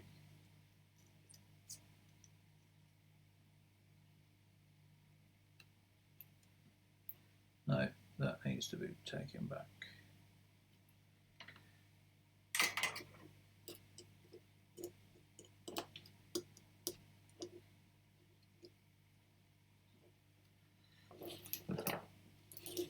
So, hello to everyone watching.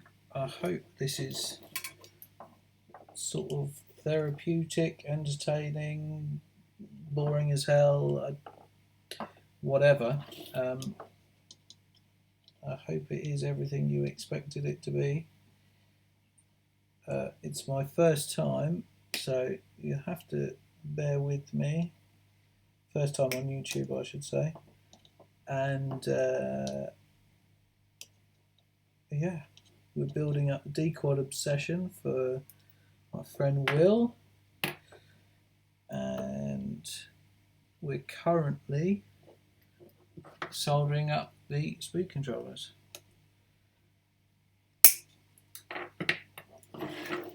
If that wasn't massively obvious. So, bit of heat and done, lovely.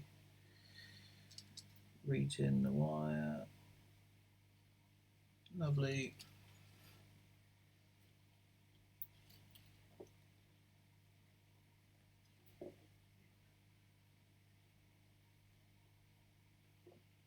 Let's get my pliers on the job.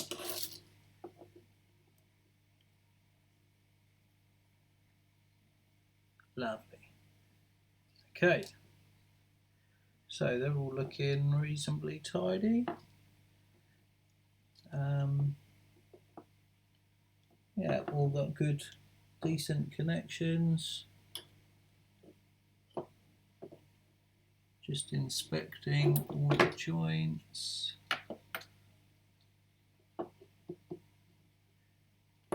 But yeah, everything looks back up. Just checking the polarity on everything so I haven't cocked up anywhere.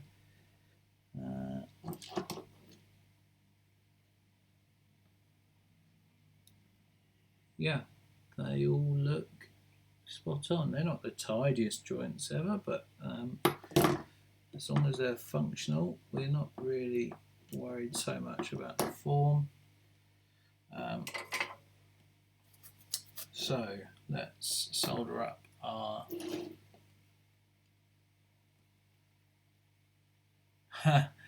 yeah, on to the fun part. Yeah, you're absolutely right. Absolutely right. and actually it's really fun and really easy because I am using a Revolt V2 board and things could not be any easier. So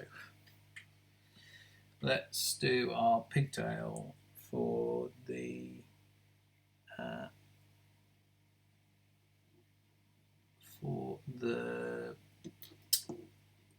power source for the flight controller. So that's that.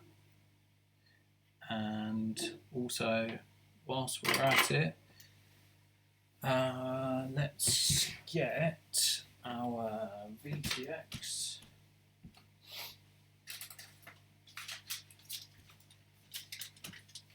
going for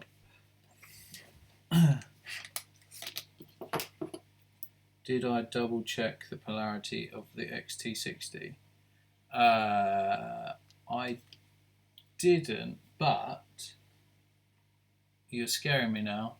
But yeah, haha, haha, you worried me for a minute there.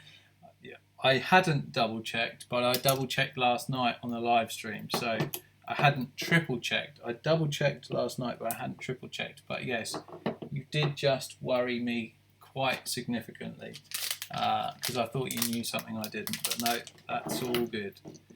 That's all okay. So we're using the TBS Unify brace. Let's open that up. Let's see what we got inside. Okay, so for those of you that haven't seen one before, the TBS Unify Pro Race Edition, 25 or 200 milliwatt, depending on how you have it set. And then you get the little VTX cable, plugs in just like that.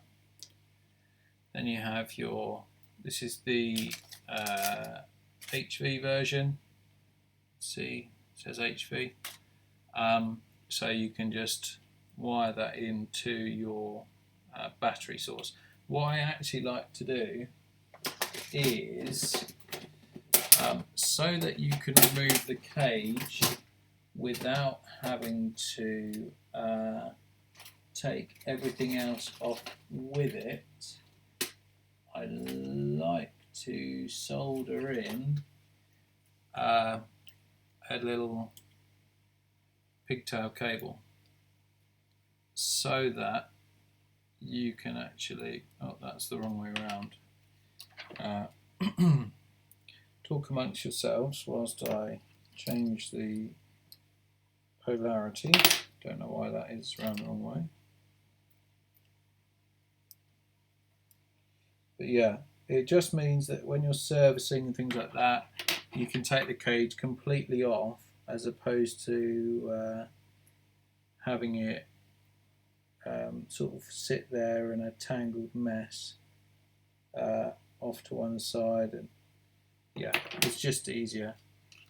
It also means you don't have to have a soldering line if you want to change out VTXs, you know, if you get a problem in the field, and so on and so forth. So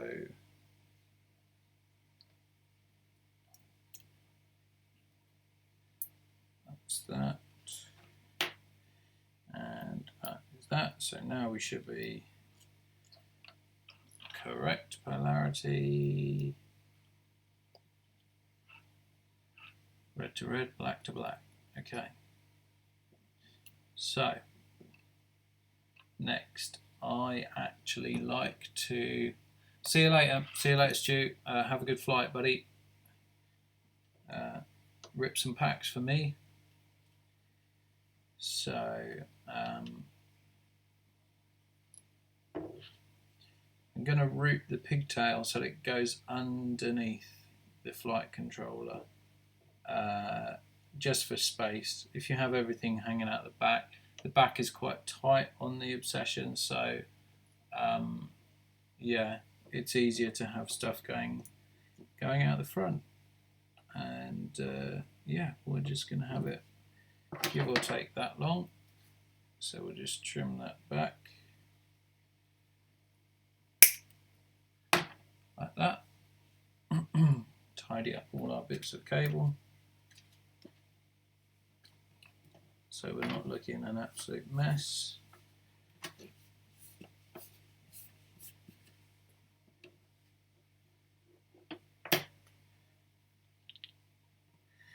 Okay. So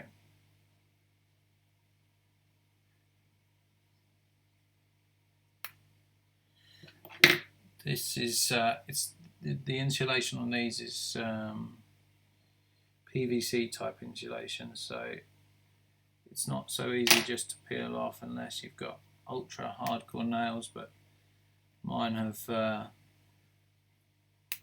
suffered over time, so now it's just easier for me to just make a small cut. The insulation on these particular pigtails is pretty tough, so yeah, you're okay to hack at it with a pair of scissors. You most likely won't catch the wires inside. Okay, so we have a pigtail, and we're going to just tin. You can't see me because I'm hanging it off the end of my bench, but trust me, I'm tinning it. Tin and tin. Okay, and then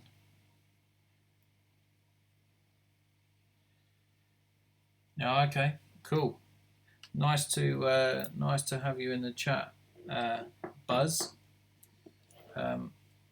Will's a very good lad. Good boy, good flyer too. And okay, just gonna get that soldered in. One. And just move that around.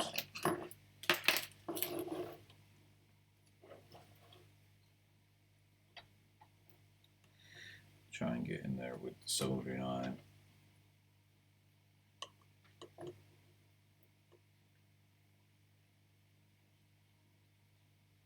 Two.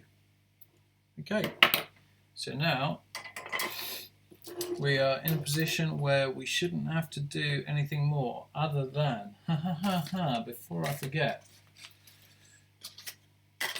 which I always forget on my own build, but to be fair, we'll have enough room. I was going to put the strap on, but actually we'll have enough room to do it after, so that's not a problem. It's not a problem, he says. Okay. So next up, flight controller. So we shall need the flight controller, which is oh, knock at the door, hold on.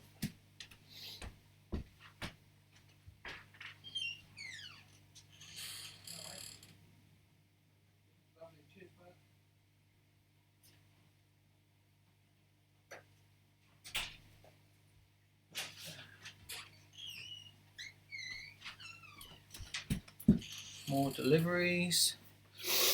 Sorry. Okay, so we shall need gummies for the flight controller. Essential pieces of hardware. We shall need some aptitude to actually open it up. Come on, there we go. Right, there's our gummies. 1, 2, 3, 4. we shall need some nylon screws. 1, 2, 3, 4. Okay, and we shall need, what shall we need? We shall need the flight controller itself, which is, unless I am greatly mistaken, it is, where is it? It's somewhere in the pile. Here it is. Dun dun dun. Okay. Move that out of the way.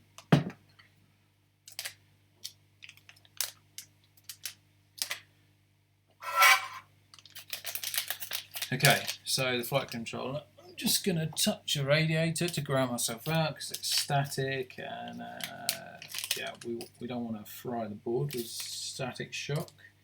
So this is the Revolt V2 flight controller running Race Flight 1.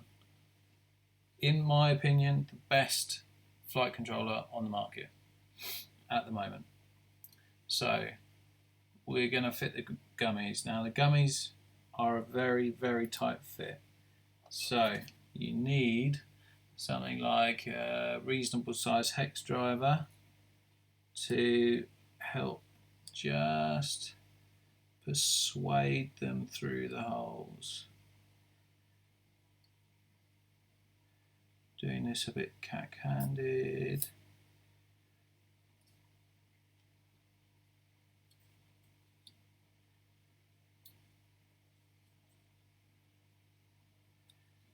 In fact, this one is probably a fraction too big.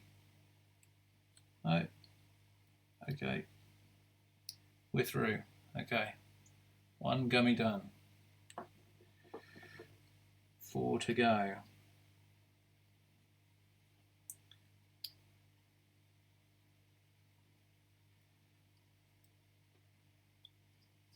Okay. 2 gummies through. Next one.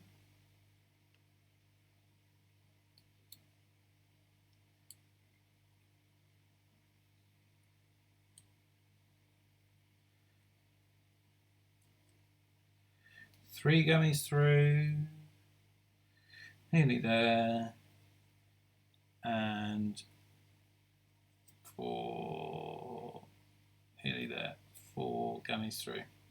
Okay, excellent. So now I'm going to get this in the right orientation. So that weight is forward. I'm going to sit it up like so. Now, what we ideally need to do is trim down these nylon screws so that they are the right height. So I think if we take approximately 2 or 3 mil off the end, we should be there or thereabouts. So I'm just going to do this quickly. 1.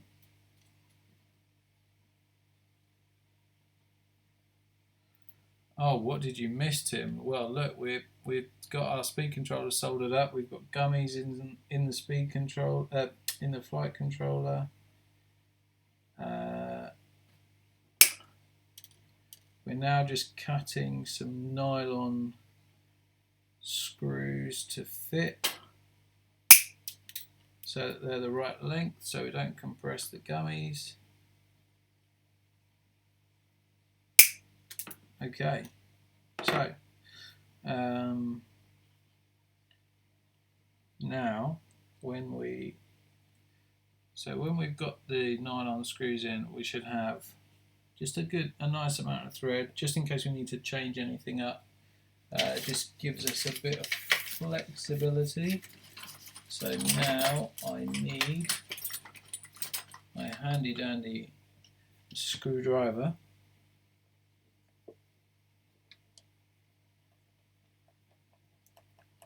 Okay, and we're just going to do them just loose for the time being, very, very loose. We will tighten them a fraction before we've finished, but at the moment we don't know if we're going to be moving or changing anything about, so we don't need to go mad. So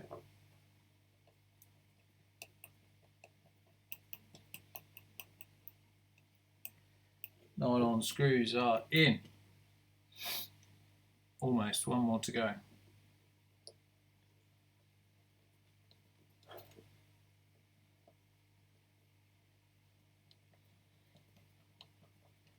Okay, so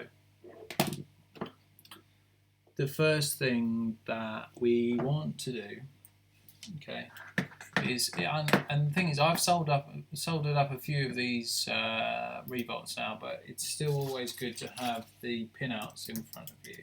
So I'm going to go to raceflight.net. There's an awesome install guide from Destro, and I'm going to get the pinouts in front of me. Now, spot the obvious mistake. Okay, before I carry on, I want someone to tell me, out of the 10 people that are watching, what should I have done before actually fitting the flight controller. And the only clue I can give you is that it will be running on a Taranis X7 with a XSR receiver. Anyone know what they've missed? What I've missed, I should say. No. The frame is called the DQuad Obsession, and it's a great little frame. I've got one myself. This is for someone else, as you know. Okay, so what I hadn't done is actually select the voltage and the telemetry inversion on the underside of the board. Now we're running a Taranis with an XSR, so we will be using the inversion for the telemetry. Going to be using smart audio instead of the telemetry, but we're using the inversion, and it is running on 5 volts. So we just need to bridge the appropriate pads. So gonna bridge those two. Try and be as neat as possible. There we go.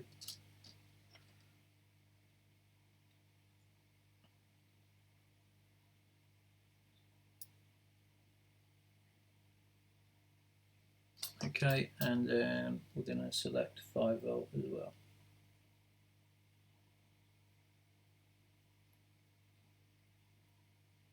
Okay.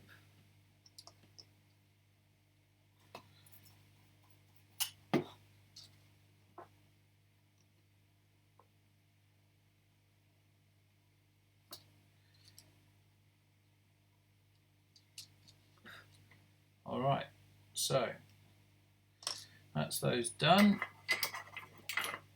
and actually what I'll do now is get some isopropyl alcohol.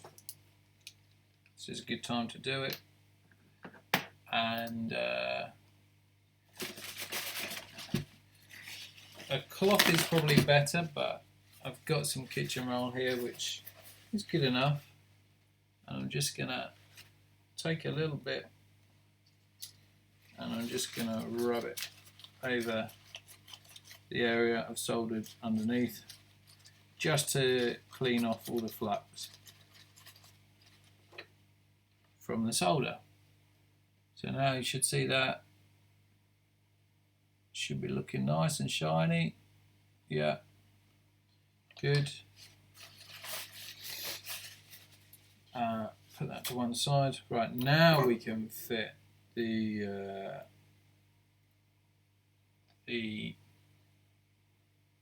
flight controller.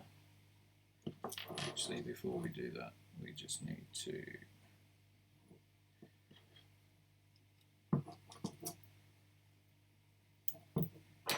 put that standoff back on as it came off with the flight controller. Okay, so flight controller back on, correct orientation, and screw it down.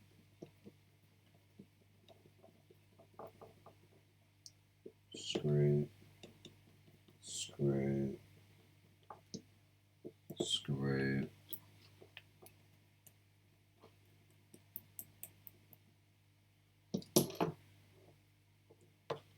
Screw. Okay. Righty ho. So, the first thing to do, I'm going to do is put the lid back on the isopropyl alcohol so we don't have any incidents. So you don't want that spilling everywhere, especially not near the soldering iron. We're going to clean the tip and we're going to tin the pads for the motors. So this is motor 3 that I'm doing. Now motor 4.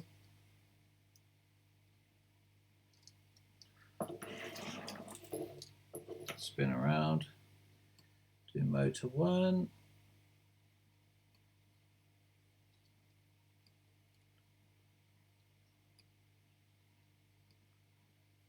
And motor 2. Okay.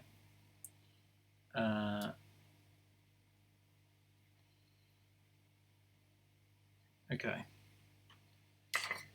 Can't believe I'm saying this, but I've done it yet again. I have fitted the flight controller prematurely because we've not yet fitted the regulator. So back off it comes. Apologies everyone for backtracking. I did get a bit excited.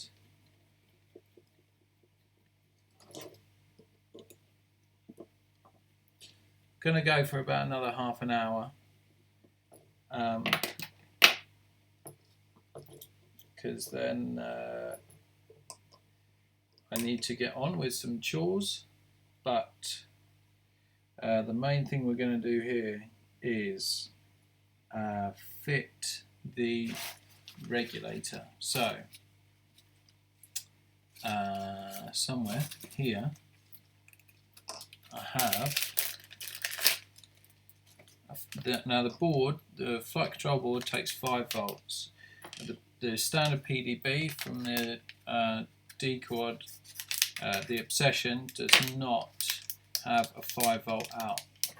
And actually, for improvements, I would say that is one thing they could massively improve, is give us a 5 volt out. Because loads of people are using 3 volt boards, and this frame is tight as it is, so just give us a 5 volt out on the PDB. So we have inside here, we have our 5 volt regulator. This is a 600 milliamp. I believe the Revolt draws around 300 milliamps, so it's well within tolerance. So what are we going to do? We're going to take we've got 4 header pins here. We're going to break this in half and we're going to use 2 of them, and we are going to solder the 5 volt out and the ground, we're actually going to stick it on top. So sorry if you can't see that, I've actually just slotted the header pins in there. Okay, and we're going to take our regulator and we're going to solder it. Interesting. I'm in two minds now whether to put it on the top or the bottom. I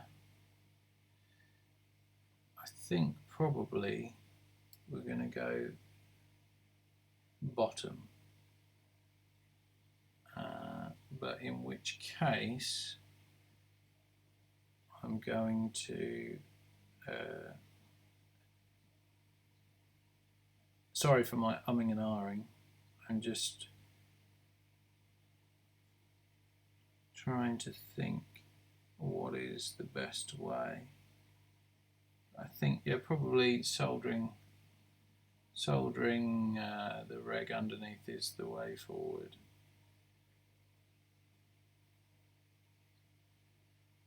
Yeah, I think so. Okay, so it probably won't be in the way of the LiPo strap because the strap is going through. Let's have a look. Just try and hold that in place. Those pins will be cut down anyway, but that's going to go like that forward, and then hopefully, yeah, I mean there's loads of space, loads and loads of space underneath.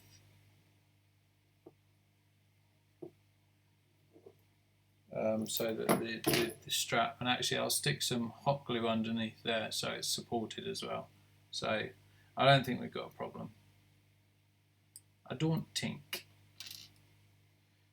What I'll do is chuck pins around the other way, so I don't have to trim them.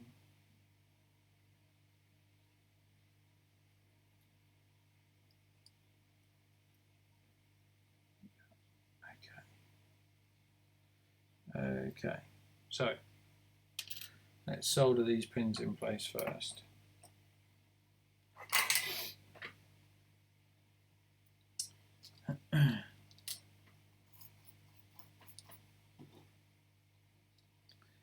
So, sorry if you can't see what I'm doing. It's nothing serious at this moment in time.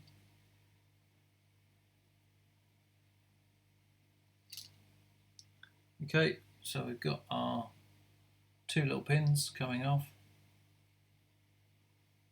And now I'm just going to snip the top of those pins down so they're not interfering with anything.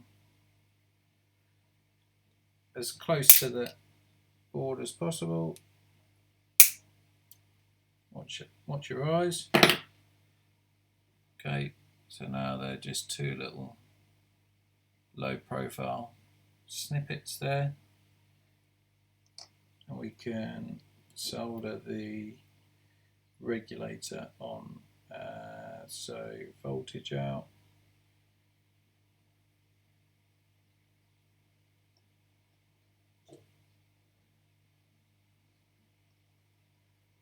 voltage out and ground, just like that. Right, we'll just stick something underneath to balance it, support it. Lovely. And we will solder that in place. So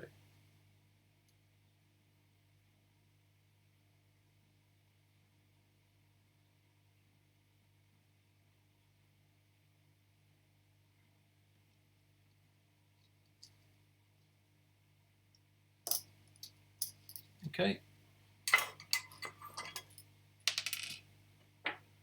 So now we have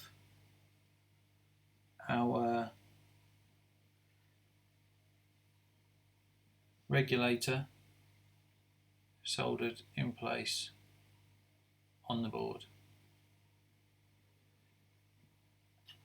And yeah, we'll stick some hot glue in there as well before we carry on. So let's get hot glue gun.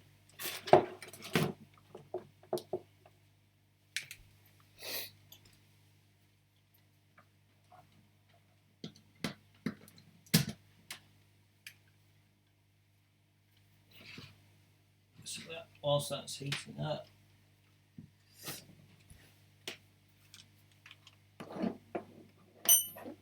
wait for that to heat up.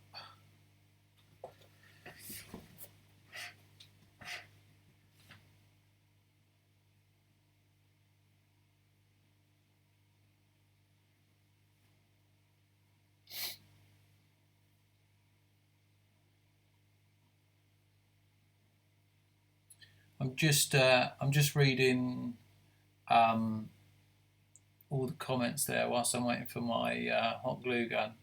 Yeah, I take on board your point,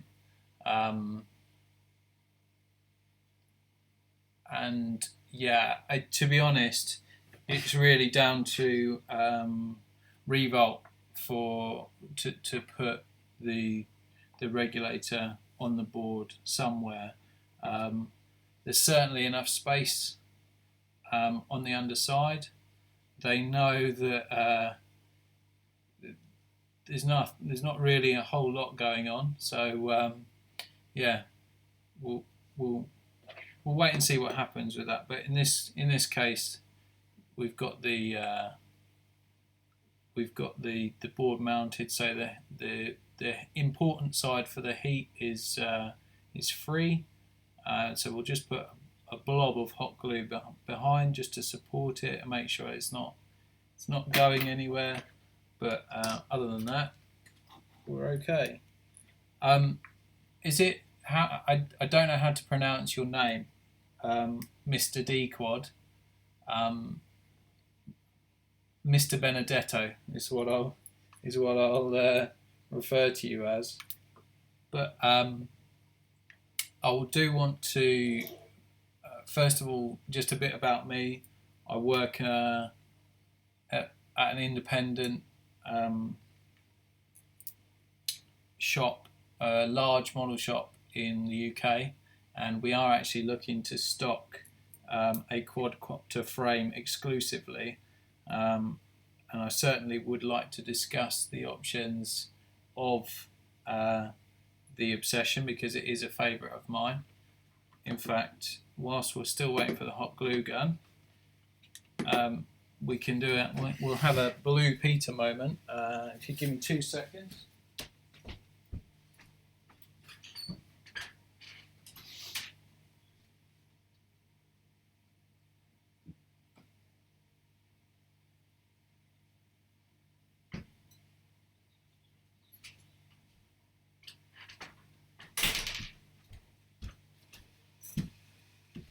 Okay, so for anyone wondering what it's going to look like, I can show you. Sorry, the camera's sort of obscuring it a bit, but yeah, you can see. It's tight, but we've got everything in. Everything's nice and tidy. I actually designed this particular plate. I've designed myself very quickly, purely because, well, I have a 3D printer. I have access to my own 3D printer, and I wasn't happy with the battery sitting on the bolt, so I actually just made this little plate up, got some grippy tape, and yeah, just allows the batteries to sit totally flat. And there are other 3D parts available, but I didn't want a big sort of landing pad or anything like that. Just something subtle, something lightweight. and something I designed. So there we go. Oh, okay, just like John. Okay, all right. Well, it's a privilege to have you with us, John. So thanks very much for tuning in. It's nice. I've got 7 watchers, but you know I appreciate every single one of you. So there we go. So I'm just blobbing some hot glue in there. Just not too much. Don't want to add a lot of weight or anything like that. But just enough, just so that the regulator has something to sit on, and that is really nice and solid now. So we've got a nice tiny little bead blob in there. So yeah, next thing to do, I guess, actually, is to solder up our power leads, because we might not have a great deal of access once we're done. So let's approximate that. Yeah, that should be good there. I want to be able to take this off afterwards, so that should be fine there.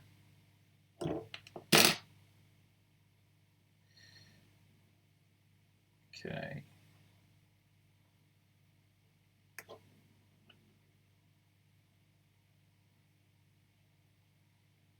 It's one thing I'll say, John, is I'm really, really impressed at how your company has listens to what people are asking for and has adapted accordingly.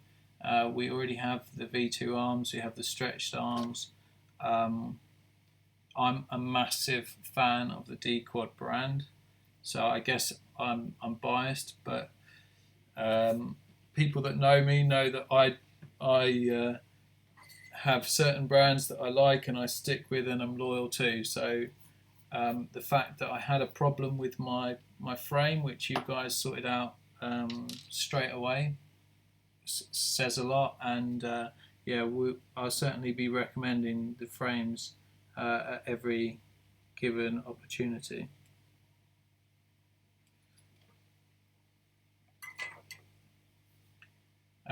The difference with the V2 arms, I'm sure John will explain better, but I believe they're stronger and they're a slightly different design. I haven't got one to show you because I'm in the middle of working on them, but you can look it up, Tim. But John will explain what the precise difference is, I'm sure.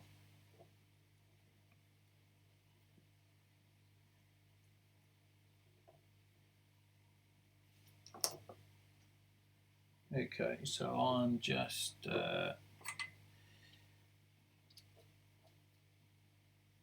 soldering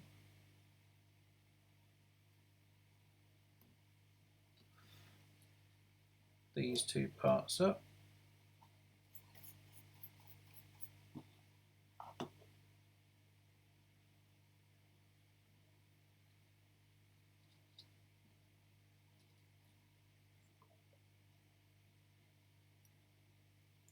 So this is our voltage in.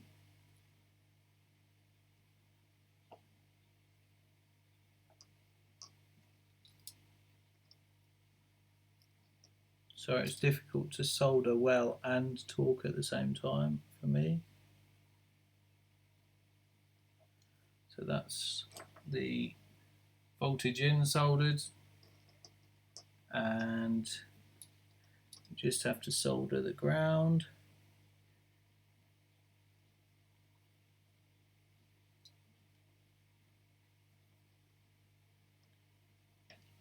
Trim that down a bit.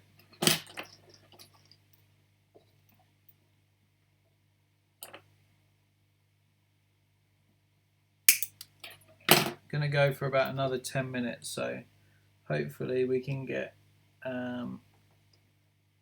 everything but the receiver.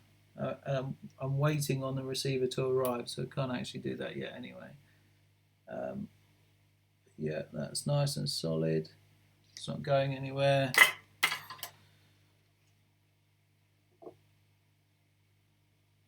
Okay, so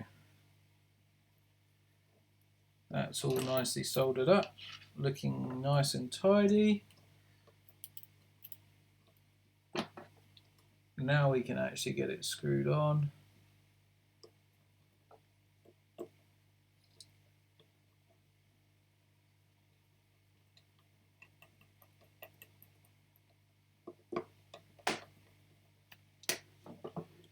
Okay, and you'll see, Tim, there is actually plenty of space for me to run the strap underneath. Those wires have got plenty of slack in them, and yeah, that will not be an issue whatsoever. So,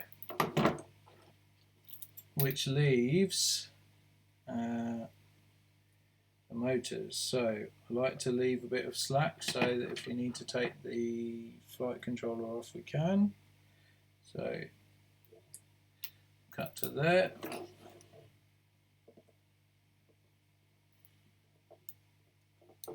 Cut to there.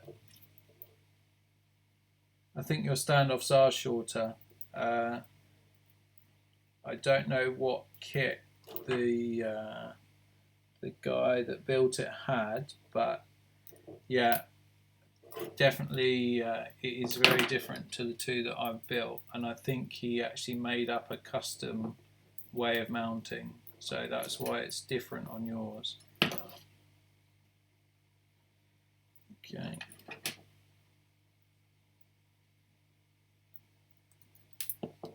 So take back the insulation.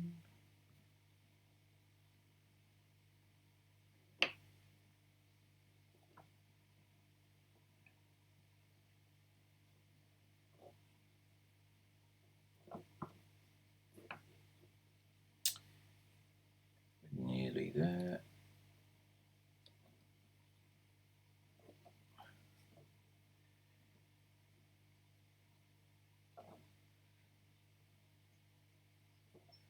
And as we haven't changed any orientation or anything like that on the flight controller, we can just solder into the corners.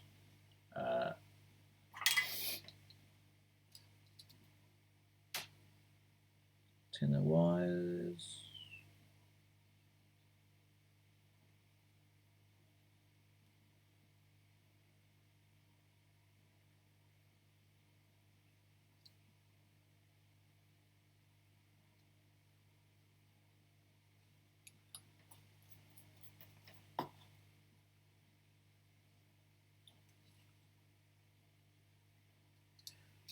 Nearly there.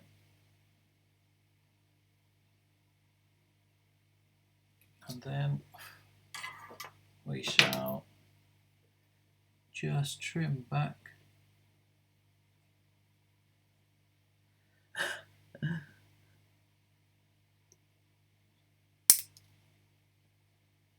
I think it's just practice, Tim.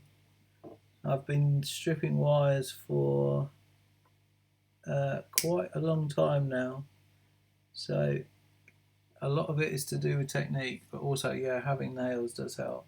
I do have nails that I keep relatively long. I don't want to put my wife off when I'm in bed. That, you know, sometimes function over form. That's all I'll say.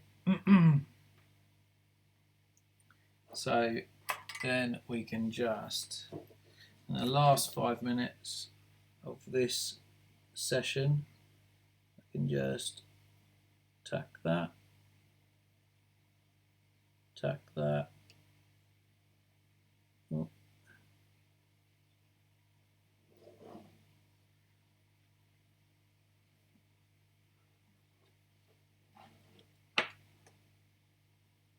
Tack that.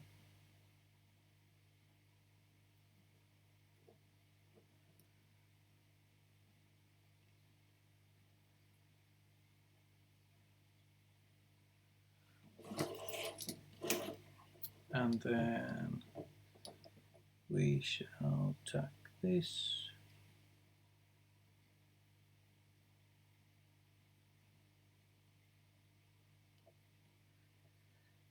And this.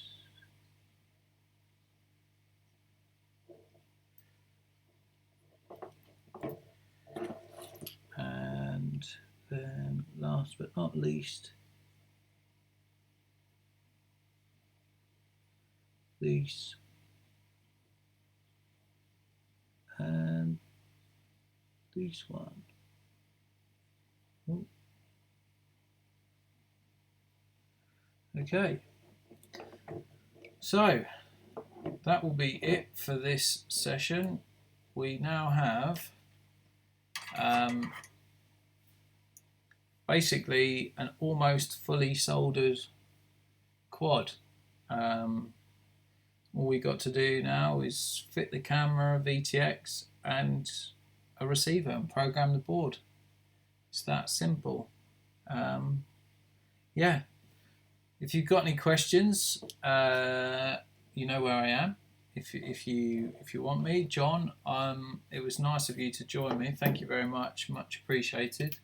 And yeah, I guess the only thing left to do really is to live on camera do a magic smoke test, just for a bit of fun, hey? So double checking polarity on everything. I haven't got a smoke stopper because yeah, I'm feeling brave. And yeah, let's see the magic smoke test. Double check the motors. Yes. Fingers crossed. Okay. Well, no magic smoke. Revolt's powered on, and happy. And yeah, no heat from the speed controllers, so I call that a success. Excellent. Fantastic. Okay, guys. Well, thank you for tuning in, and I'm hoping to do a live Tyrannus X7 update later on, hopefully when it arrives sometime this afternoon. But I hope to be back on this evening so I can set up the radio for this, and potentially we'll see how far we get. And obviously that's children permitting. It's my youngest birthday today, so we know what kids are like.